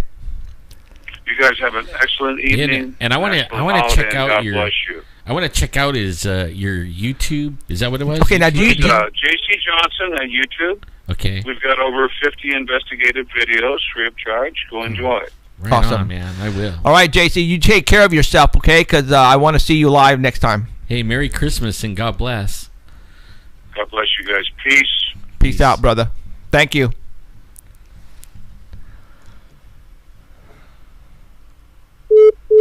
Now that was fun. That was. That was fun. I bet he has like 100 stories. Oh my gosh, that was fun. I would have never went back. His very first story. The thing was throwing things and screaming and charging through the woods. Right. That would have been it. That's it. I didn't even have that much happen, and I stayed away 6 years. Okay. He pretty much has been telling. I mean, what we've been telling you, he's pretty much confirmed. No ifs, ands, or buts. He's pretty much confirmed everything we have been telling you guys. All right. There are monsters out there, more than you will ever know. All right. This stuff is real. Don't go up in the mountains with a effing whistle. Well, I mean, a whistle could save you if you're lost. Yeah.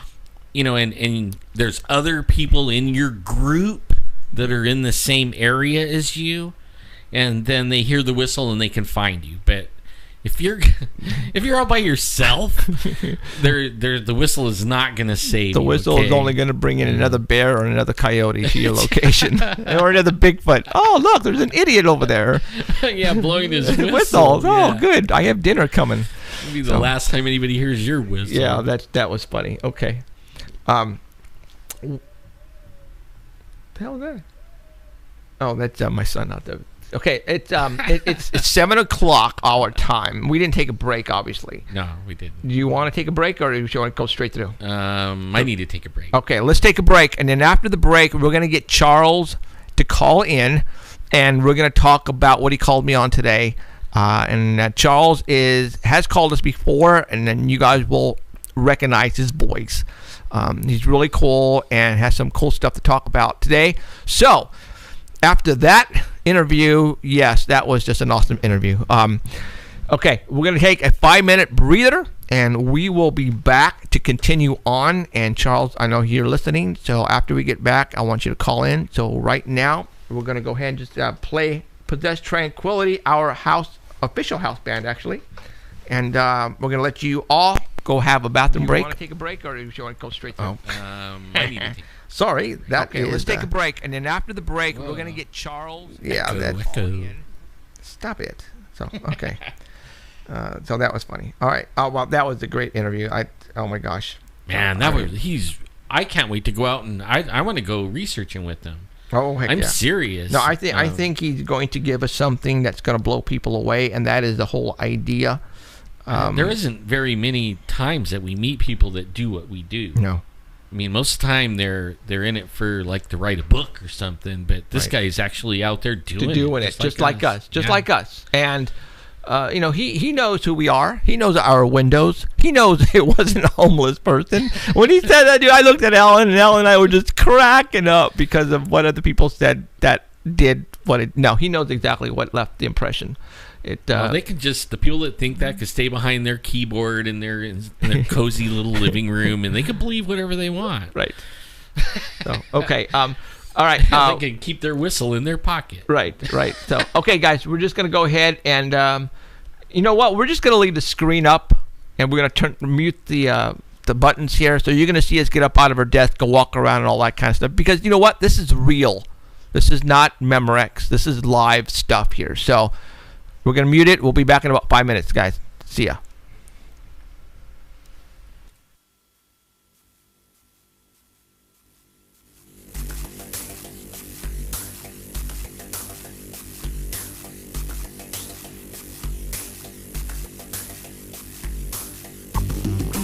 You think you're so smart, hiding from the ones who know you. But we see everything. Innocence never knew you. Street was your ignorance. Everything's gonna be better. Nothing is covered up. That will not be revealed.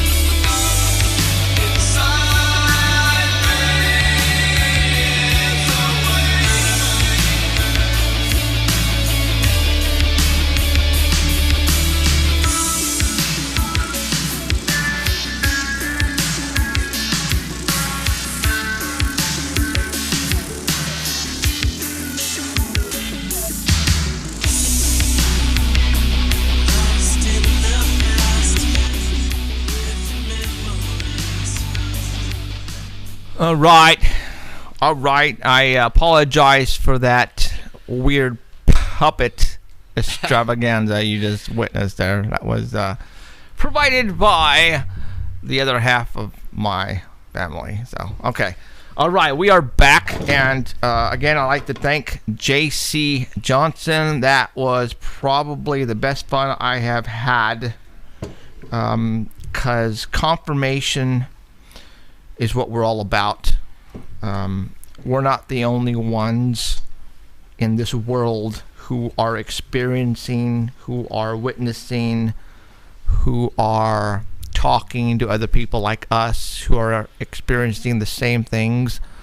He validated a lot of stuff tonight that we've been telling you guys. Okay, this is the first time I've actually ever talked to him, and Alan as well. We've never talked to him before. This is our first time. Obviously, he knows our work. So, awesome. All right, we got Charles calling in. Let's get him on. Hey, Charles. Hi, Charles. Hello, how are y'all doing? Good, yeah. All right. Let me turn my sound down. All right, I've got it down. All right. Cool. I'm here. All right. Okay, so we had Charles in a little bit ago, and then JC called in. So go ahead and probably just start from the beginning again. Well, first of all, Charles, you've called us a couple times now, and you basically explain to everybody. Well, yeah, you have a YouTube channel also, don't you? No. No. I'm still private. I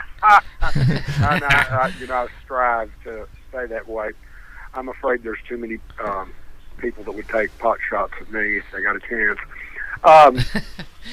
Yeah. But I'm willing to talk. Yeah. That's the one thing I'm willing to do, but I run like hell too at times. We had talked about the oddity of the area I live in, and the oddity of me, myself, and a lot of the strange things that have transpired around my life. Well, a friend of mine that I met in the past few years that moved into town, and I were talking about some stuff, and this past week, he said there's something really. He'd moved here, and then he finally found some land he wanted, and he moved out in the country at the foot of the mountains. And I had spoken earlier about how strange the mountains were around here, and this is where a lot of the Pallades stuff. This is the foot of the Smokies, and some of the Pallades big cases happened in the Smokies, and I'm sure we've got the same culprits down in our area. I know we have, but we were talking, and he said they're harping up in the mountains. He said, I said, I know everything. I know all about harp. I've known about it for 20 plus years from when it first started. And I said, what are you talking about? He said, well, we're getting like northern lights, an aurora borealis type effect of swirls of colors and everything, and seeing lightning bolts go up. Well, this mountains, as I'd said in the past, my sister dated a big wheel from NASA in the 60s. And he told us a bunch of stuff, and he said there's so many developments around here and so much stuff at that time. And I knew that Tullahoma was about 80 miles away, and Oak Ridge was just like 40 miles as a crow flies from us. Well, so it makes sense. Well, he said there were, up in those mountains, there were missiles and some other defense things. So he said they went over there and started over one ridge, and then went back over another, and there were all these fences, and do not come in, do not come in, do not come, government property. And he said it was very well barricaded and everything, and it seems like, as you all had said, out in your area, all this free-range government property that we used to traipse around in, now we can't touch. So it was good enough for us to get in it 20 and 30 years ago and look around. Why can't we now unless they're doing something? Well, we've had a lot of unusual weather in the past 5 or 6 years. About 4 or 5 years ago, 2 weeks after Christmas, we had killer tornadoes and tornadoes are a springtime thing, not a winter effect. And we had massive tornadoes. Well, the next year we turned around and had them. Kind of makes you think they're doing something. It was real, the path they traveled and everything about them was just atypical. Well, it really struck me hard when he said that about HARP, and that was about I think it was Wednesday or Thursday. It would have to have been Thursday night because he's a big church goer and a real devout man, and so I would not expect him to be anything he says would be valid. So I believe him. Well, last Sunday night there was an accident, and a kid got cooked alive in his car or his truck, and my next door neighbor happened to be his second cousin, and her husband is also a first responder, and he didn't go out on that one, but some of the friends of his that work did, and they said he was burnt from the waist up and not the rest of his body. And this is at the foot of that mountain where this happened.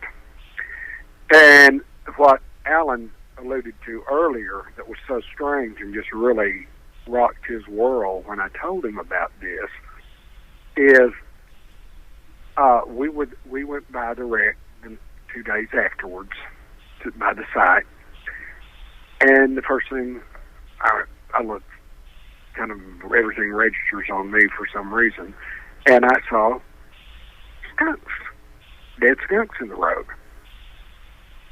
And this was on a straight piece of road. The news report said, there were hundreds of feet of skid marks. There was not a single skid mark on the road. And skid marks will stay. If you lock down your brakes or do something, you have skid marks, even through rains and stuff like that, for weeks and weeks and weeks. There was not a single skid mark.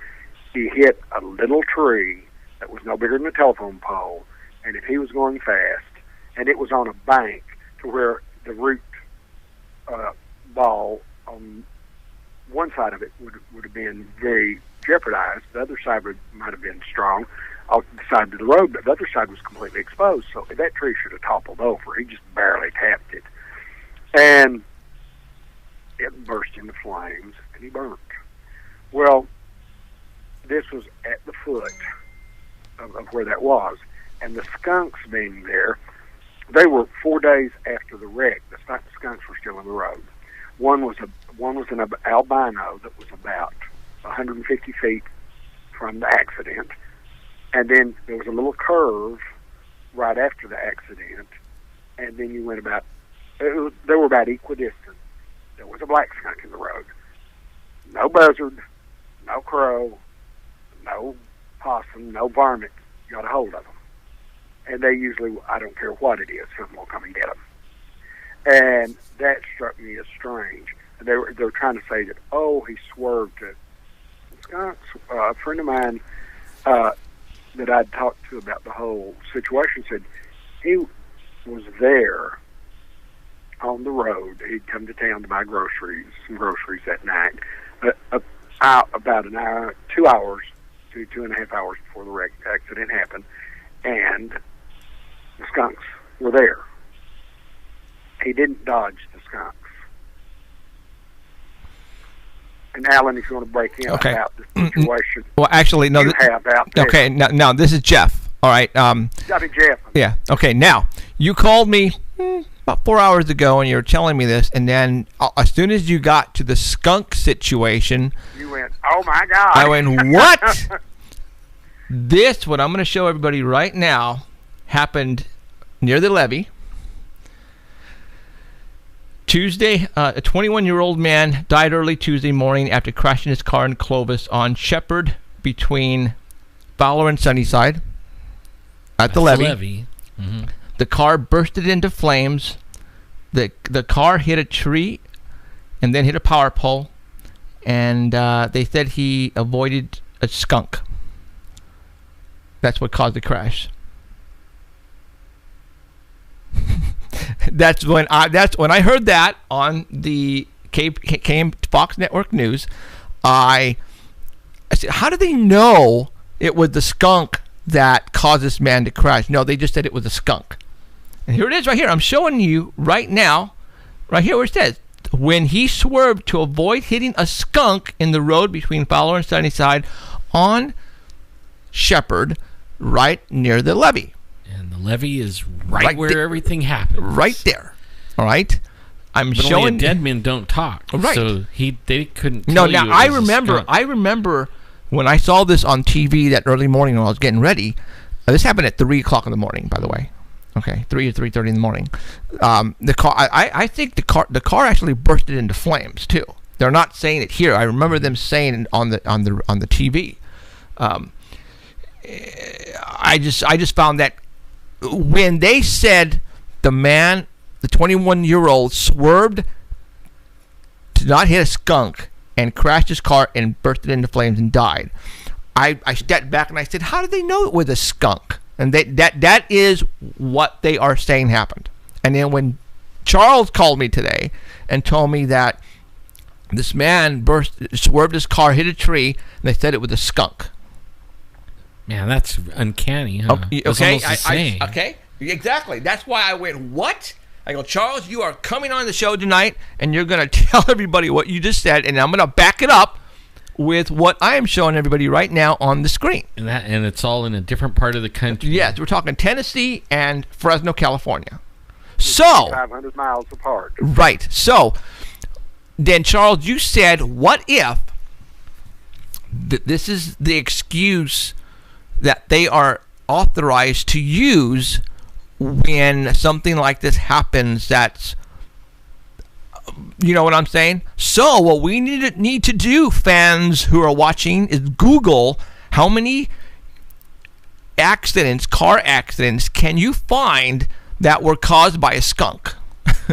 All right. Oh. Okay, and let's see how many there are out there and where they're out there and what locations. Is this a coincidence? I think both people saw something that they were not Supposed to see. This kid was an avid mountaineer or a hunter and everything, and he was in a little 4-wheel drive truck, and he'd just come down from a weekend in the mountains. What if this guy was at the levee at 3:00 in the morning checking it out and saw something he wasn't supposed to see? Yeah. You know what I'm saying? Yeah, and that's where you would see it. If you're going to see something weird, you're going to see it at right 11, there. 3:30. Yeah. But this guy saw. He's 21 years old. It's 3:30 in the morning. Yeah, most of the time they're partying out there. Yeah, so I'm just throwing this crap out there, you guys, because see, this is what we do here. We put two to two together. All right. So I'm making you guys think. All right. Obviously, Charles is telling you there's stuff going on that mountaintop, and they think that this guy saw something. Well, they took him out, and they're saying it was a skunk. Well, here, right near the levee, literally next door to the levee, on the same street as the levee, this guy crashes his car into a power pole, into a tree, and burst into flames. Nothing left of him, and they said it was a skunk. Okay, so I'm just going to leave it at that. You guys. You know that when you were talking about the skunks too, like how many times you ever seen an albino skunk? They're rare. You see one, I've seen maybe 3 of them in my lifetime. I never seen any. I seen an albino deer once, but in fact, I've been reading that with this chemtrails and the Fukushima thing, more and more of this albino stuff is happening. Mm-hmm. In the animal world. And it just this big, as we were driving by there, I saw this big ball of white stuff down with that. And then we got close enough I could see its head. And the thing is that 3 or 4 days afterwards, they had not deteriorated and started smelling. It had been warm enough in the daytime that they should have, they smell like skunks, but they didn't smell like rotten skunks. Right. Yeah, and but only that. The way the kid burned up from the waist up, that if you're in a burning vehicle, you burn all over. Right. That sounds like a microwave beam or something. Yeah. Shot it through the window, like Manuel Apparano, police The upper officer. body would have been. The State Patrol even said they thought the dash might have caught on fire. Something blew up in the dash. Right. What in the dash is going to Now, burn up enough to where you can't identify the person? And they didn't even though he had his ID on him. See, that tells you his ID was readable in his right. pocket. It was in his back pocket, or In a his wallet back usually pocket. is. Yeah, Now- and that doesn't make sense. Right. Now, tell everybody about who showed up and confiscated. Oh, there was a unmarked car, be it TBI or whatever, but a car came up, and that one of the people had been taking phone photos, and they confiscated their phone. They didn't want the photos to be available. That's weird. That's weird. And nobody's seen the truck. They won't allow anybody to see it. They won't do anything. Probably because it doesn't look right. Right. I mean, as soon as you see it, you're going to go, hey, something's up with Well- that. You know what I mean? Like, they burn all the way. They don't burn, like, half the way or whatever. I mean, it would And have then too many when you- questions. If you saw the little tree, the tree should have been knocked over or Right. broken in two. If a vehicle had about a 3 by 4 inch scar in the bark. The bark was burned, though, where it burned up in the tree. But the other trees around it, only that tree, one tree burned. And there were about 5 or 6 trees there, and the other ones didn't burn. The one tree the truck made contact with burned. That's true. Now, that doesn't make sense. No. I'm just looking at the directions or where this happened. Shepherd, Fowler, and Sunnyside. Dude, that's the levee's right there. Right at the levee. It's yeah. at the levee. I I mean, literally, he was. I'm throwing this out there. I'm thinking the guy was up in the levee, just kicking it, and saw something, and it took him out. And that And it's same. odd they were both close to the same age. One was 19 and one 21. And they were out. They would have one thing, they would have better eyes. They were young. They would have seen better. And they would be more of a threat if somebody young saw something, because they might be able to detail it better and go about it. Right. And I think they're doing some nasty stuff they don't want us to know about. And then that's a big statement, but like, you're right. They are. Wow. Man, And- are we blowing you guys' minds out there tonight, or what? Or what? That's when that guy that shows up that our JC was talking about. Yeah.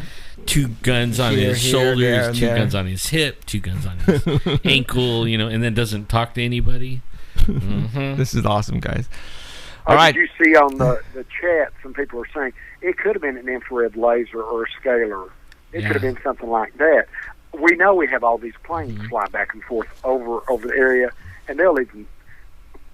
There's a couple of Russian MiGs have for the past 4 years. We think they're MiGs that we have that we're using to for radar detection and stuff like that. And I know that the Atlanta base is 100 miles away from us, and then Tullahoma has one in Huntsville, Alabama. But I've seen foreign planes fly over, but I think their planes they've captured. They're just trying to get radar signatures and everything to do that. But they fly over here in opportune times. They might have all kinds of things they're working on top of that mountain. And Or under it. yeah, well, under it, Or in because it. Yeah, you're right. Yeah, Uh-huh. yeah. Bob and his son had gone out. They're spelunkers, and I keep trying to tell them, quit. If you get caught in a cave, you can't cell phone somebody. And nobody knows you're there until they find your bones. An archaeologist 500 years from now, these people had this strange device that they worshipped. It was about, it said iPhone on it and an apple. Well, they said they found some caves that were closed, blown up with dynamite.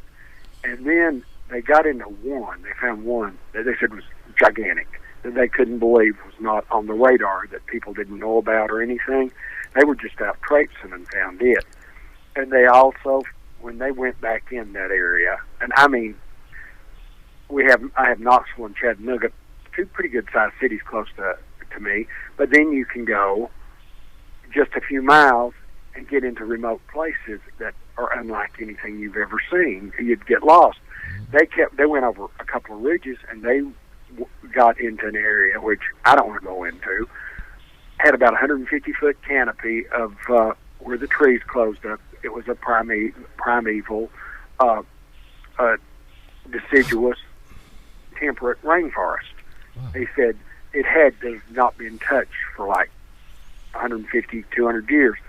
He said there were vines that were as big as your wrist all over the place. And he said you could hear chattering like primates were in there.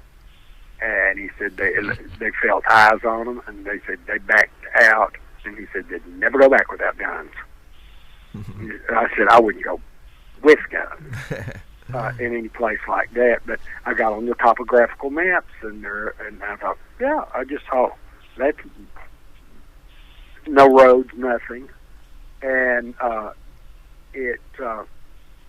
think we're close enough to these things, and as they've gotten used to us, we've not gotten used to them, and they know that we're vulnerable.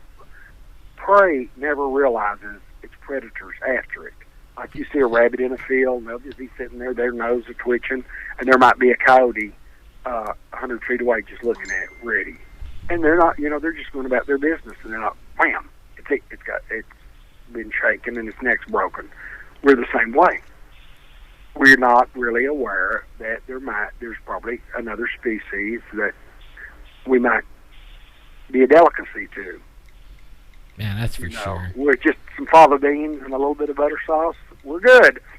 Yeah, man. And tastes like chicken. We really do. But right on. And I think they're getting to the point there. For some reason or other, I think our government is going out of the way to protect the Sasquatch or whatever they are. I don't think they're benevolent. They're like the ETs. Anything that's going to get you in the middle of the night and abduct you from your room is not good. No. You ask permission and you talk down, sit down over a cup of coffee and say, can I have some of your DNA? Can I do this? It's not going to hurt. La, la, la. You don't kidnap and basically just with a rampage go through somebody's life and do things against their will. I think these things are not benevolent, but I think our government knows there's something about them that, be they Nephilim or whatever, or interdimensional beings, there's something that they want to get out of them. They don't want to learn their tricks. They don't want us to know. They're No. like they want to keep us in the dark of everything that. And I have a feeling what would be like, it would be like letting the genie out of the bottle, or whatever you call it, the Pandora's box. Once you open it up, you can't close it or put it back in. You know what I mean? I think that's why once everybody gets a hint that there's this and they know it's real, then they're going to go, well, if that's real, that's how it started with me. I saw a Bigfoot and it was like, dang, that was real? Then what else is real? And then I started researching like crazy, had a few encounters with God, and it was like, whoa, that's real too? Then if that's real, then the other dark side might be real, and man, I went to researching like no tomorrow, and I found out that there's so much stuff that is real that I don't even have a what would you call it, I used to have like a little box that I lived in, and it was a safe little world and everything. Now I don't have. There's no boundaries. You know what I mean?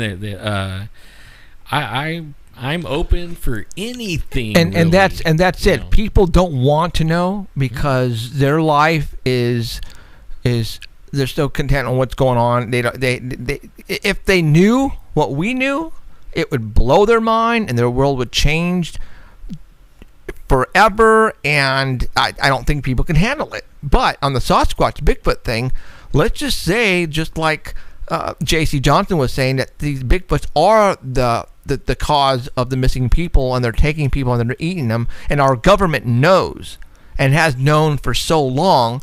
And if we find out this is all true, the people who have lost their loved ones are going to be furious at the government for not warning them. That's a lawsuit after lawsuit. People would just, go against the government for doing that to them. And then, like you said, then, if that's real, then what about the UFOs? I'm getting abducted. Are you telling me you're allowing them to abduct me? You know what I'm saying? It'd be a domino effect. Well, I mean, they lose all credibility. Yep. I mean, they have our. That would be a case in point that you do not have our best interest. But very few people now think they do have our best interest in mind. That's for but sure. that would put the key in the lock and lock it down, that they don't care about us. Right. And if that's a secret, what other secrets do they have? Mm-hmm. But I think we're living right in the midst of everything. Yep. I think everything's going on. Well, we have our blinders. Like you said, you lived in your little box, and as the scales fall from the eyes and the veil falls down and you start seeing it, there's a lot more going around you than you realize. Part of it's good. There's a lot of great going on around you. But then there's bad. Yeah.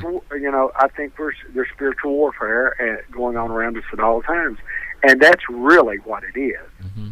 Interdimensional spiritual warfare. And some of these goons can come back and forth.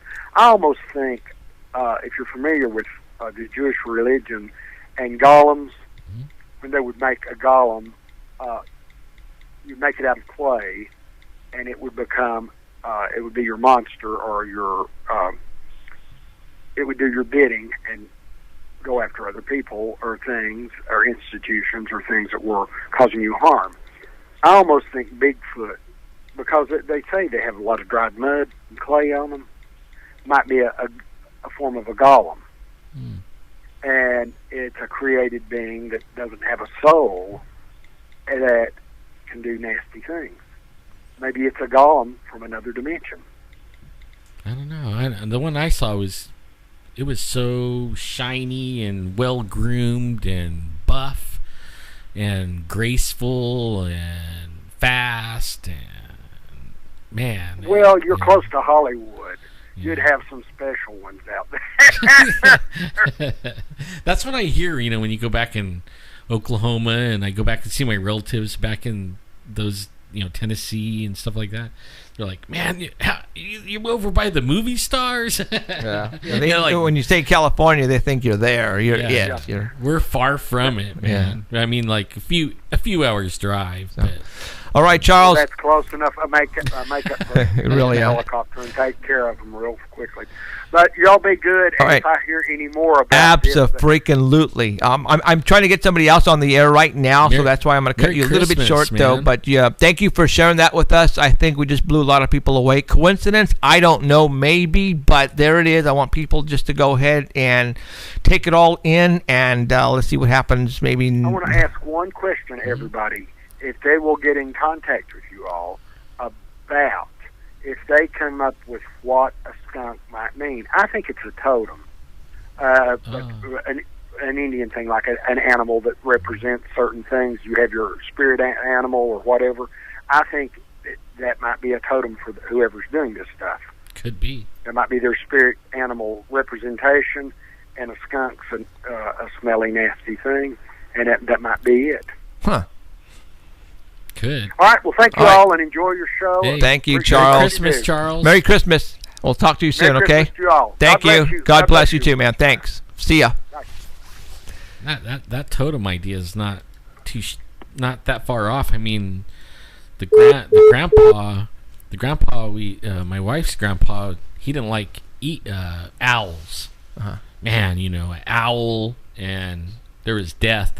And the Native Americans around here, coyote ran across the road, and somebody's gonna die.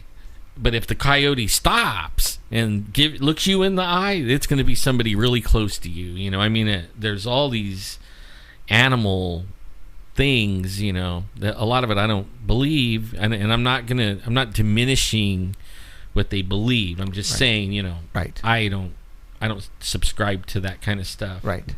You know, but only, hey, it could be real. That's what I'm saying. It could be real. I just said my box don't have walls no more. Exactly. And, you know, coincidences, I don't think they happen. There's not in our field of work.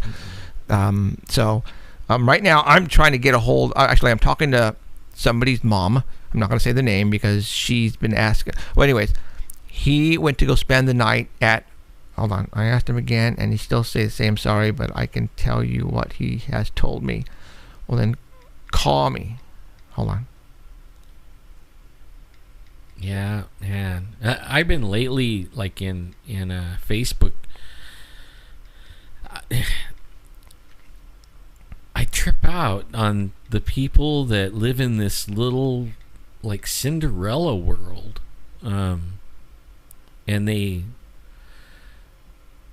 I don't know, they almost like shut the blinders, you know, and they don't want to hear it. Right. It's like you know, the guy that puts his fingers in his ear and go, oh, yeah. I mean, they absolutely will do that, and I even have a couple of friends that won't even go on the internet. They never been on the internet, and they don't want to be. They want to be stuck in the old way world. And they're not that old. Right.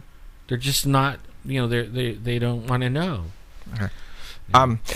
Have somebody calling in. I don't know if she wants to give her number. Her son her name has been staying with his girlfriend up in Mariposa, and he's been hearing things like crazy, and he's scared out of his mind. He came back home.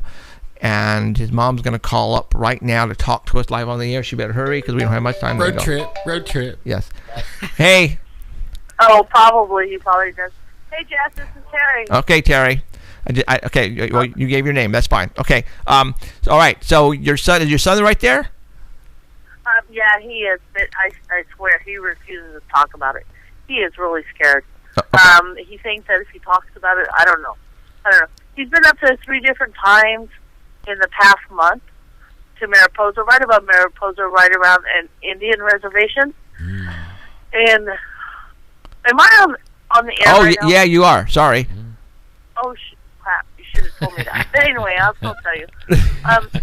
The first time that he went up there, he's the only one that smokes in the whole place. So he has to go outside to smoke in the back of the property, which is outside the door or whatever. Mm-hmm. And the first time that he went up there, all he heard was big crackling of bushes, you know, like from a foot, crackling of bushes. And he was a little scared, so he went back inside and came back out, I don't know, 20 minutes later, smoked another cigarette. I guess he was stressed. And then he still heard the crackling of branches, not bushes, I'm sorry, but branches, and he heard something that went like, took him about a week to tell me. It was letting him know that it was there. It was letting him know that it was there. Otherwise, he wouldn't have heard or seen nothing. You know. Oh, wait, it gets more interesting, Alan. Hang on. Okay. So the second time that he had went back up there, he's got a girlfriend up there. That's why he's there. Ah. But anyway, well, we won't tell everybody that. But anyway. Too late. So the second time that he went up there, nobody else smokes. He goes out on the back porch and smokes. And apparently there's this great big rock right behind their property. And this is where he's hearing this stuff from. A what? And like a rock, you know, a boulder. Oh, a big rock? Like, okay, got it. So it's like hiding behind it, right? Yeah, and he keeps hearing something out there. And then this last time that he's been up there, he refused to talk to me about it for about 4 days, and he finally did today. And he told me that right behind this boulder is a bunch of trees, because, it's forest and everything. He said that he thought he heard something crawling up the tree, but he wasn't sure, or climbing, however you want to say it. But it actually said something to him, and that's why he refuses to talk about it. Oh. He said it sounded like a child, but it wasn't a child's voice. It was almost like an owl, but it really wasn't a voice. It kind of, his impression was it sounded like boo. I know. Yeah, it may have been. I mean, I've heard of Sasquatches saying people's names, and you'll be like, and that's one of the ways it'll get you off, right, away from everywhere, so that they could grab you and you never get seen again. That's why he never finished his cigarettes or anything. He ran back inside. Yeah, I would too. I mean, that's why he's scared to talk to you guys. He doesn't want to. I mean, you and I believe in this. Yeah. Geof, you believe in this. We believe in these things. But I think that he doesn't want to talk about it because he doesn't want everybody to think he's crazy. Oh, well. He's actually lucky. Not a lot of people has that kind of an encounter enough to make you know there's something there. You know what I mean? Right. Like, Yeah, he knew there was something there. Yeah. And the first time that he ever went up there was about a month ago.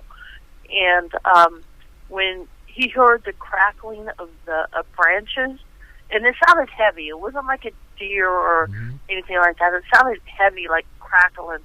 And then when he heard something go, scared the shit out of him. Will he take us up there? I can ask him. If he'll do that. But he's 28 years old. Oh, wow. I don't know what he's so scared of. Does he say if they experience anything? When nobody else. He told me he heard this when he was outside smoking. Right. At and night, they don't go outside. Later at night. Early morning. Like there, It's not like 8 or 10. I'm figuring around midnight. I see. To something, just by what he sounded. Has telling me. Well, then obviously he hasn't told his girlfriend what he heard. Oh, hell no. Oh, no. He told her, but she tried to tell him it's just deer. Oh. I think she knows. I think she knows what's out there then. Yeah, I he think said, "Oh hell no, that wasn't deer." I think she knows what's going on there. Deer don't climb trees first, Yeah, no, that was the last time. He just got home a few days ago, and he finally told me today what it was. Okay, well then he's probably going to have to ask his girlfriend if he can bring us up there, because she might not want that to happen. I got a feeling she knows what's out there. And she's not going to want anybody up there to investigate, only because it would bring more attention. Yeah, more attention to what. Yeah. But he can. They might not too. I mean, I lived up there 20 years, and she might not have known. Yeah, a lot of people are oblivious, and maybe she doesn't know what to look for or what's the sound to look for a Bigfoot. You know what I'm saying? So she that's all true, but you know what? He's only been going up there for about a month, 5 weeks probably at the most, and he's heard this 3 times. He's been up there 3 times, and this last time that he came home, it just totally freaked him out. Wow. Okay. It's right above Mariposa. All right. I would love to go up there and put some cameras where all this is happening. You have him say that. Okay, look. Have him tell his girlfriend that we are animal lovers, and we are looking to get pictures of deer and bear, and we want to go put up some cameras in the back of her yard. But you're not looking for deer and bear. What's the truth? Shh. Okay. Damn. I just had a brain freeze. Okay. All right. So, because I have a feeling she kind of knows what's going on. But But ask him to ask her and tell him we're animal lovers and we want to go put up first, some cameras, okay? Okay, stop laughing. All right. All right. Hey, Terry, thank you for coming on the air. We got to go because we're almost time to leave. You're more than welcome. Okay. More than welcome. I'll talk to him about it. I'll call you on your phone. Okay, thanks, Terry. Bye, Terry. Merry bye-bye. Christmas. See ya. Bye, Alex. Okay. Man, that's funny. Oh, man, you got to love what we do here, you guys. Oh, my God, this is so fun. I've been getting a lot of reports about Bigfoot This here is so lately. fun. And Oh, this is a God. good one. Oh, God, this is one of those shows that are going to go down on one of our best. I loved it. Oh, so my far. gosh. Okay, how many minutes do we got? We got 3, and he's going to say 2 In a couple seconds. Yeah. Okay. All right, you guys, we got a couple of minutes left. So, for all those people, if this is your first time, what do you think? Are we nutcases here or what? Are we out of our freaking Smoking minds? crack. Are we smoking crack? Yeah, you know what? This is fun stuff. I mean, come on, you guys. Are you kidding me? Oh, yeah. This is. I mean, I'm having a blast. I can't. I mean, we've only started. We've just started, Alan. Yeah. We've only just started, you guys. I know for you guys who have been We're with barely us. starting to have fun, that's for sure. Yeah, we got some major things planned in the near future, and you guys are going to have so much fun with us. We are climbing the ladder, and we're going to keep climbing because we're doing things different than other people. We are having experiences that we cannot deny, and we want to share them with you guys. All right, and hopefully this is going to make you guys keep coming back and coming back. I want you guys to tell your friends about us. All right, I want you to get them interested in us, to listen and to watch us every Sunday at 5 o'clock. We have a YouTube channel. Please come and like the Paranormal Central page at Paranormal Central on Facebook. Be a friend of mine. I think I got like 200 left or 300 left spaces left on my wall. I got like 4,000 left. So go and like my page or be friends with me, Jeffrey Gonzalez. Type in Saying a Paranormal Society. I think it'll come up. And Alan is called Sasquatchin. Yeah. And that'll be Alan's Facebook wall, and you can become friends with him. And go check out our Paranormal Central section on artbell.com. There you go. I mean, we have a lot of stuff on there. It's pretty cool. Okay, so please tell everybody about us. Get the ball rolling. Things are happening for us. We want to keep the ball rolling, like I just said, because we're having a blast, and there's no way we're going to stop anytime 15 soon. seconds. So, all right, you guys. So we got about 10 seconds left, and I want to thank J.C. Johnson, and I want to thank Charles, and I want to thank Terry for calling in. You guys all have a good day, and bye, guys. we'll see you guys next week, 7 o'clock, or it's 5 o'clock West Coast time. Peace out, you guys. Take care.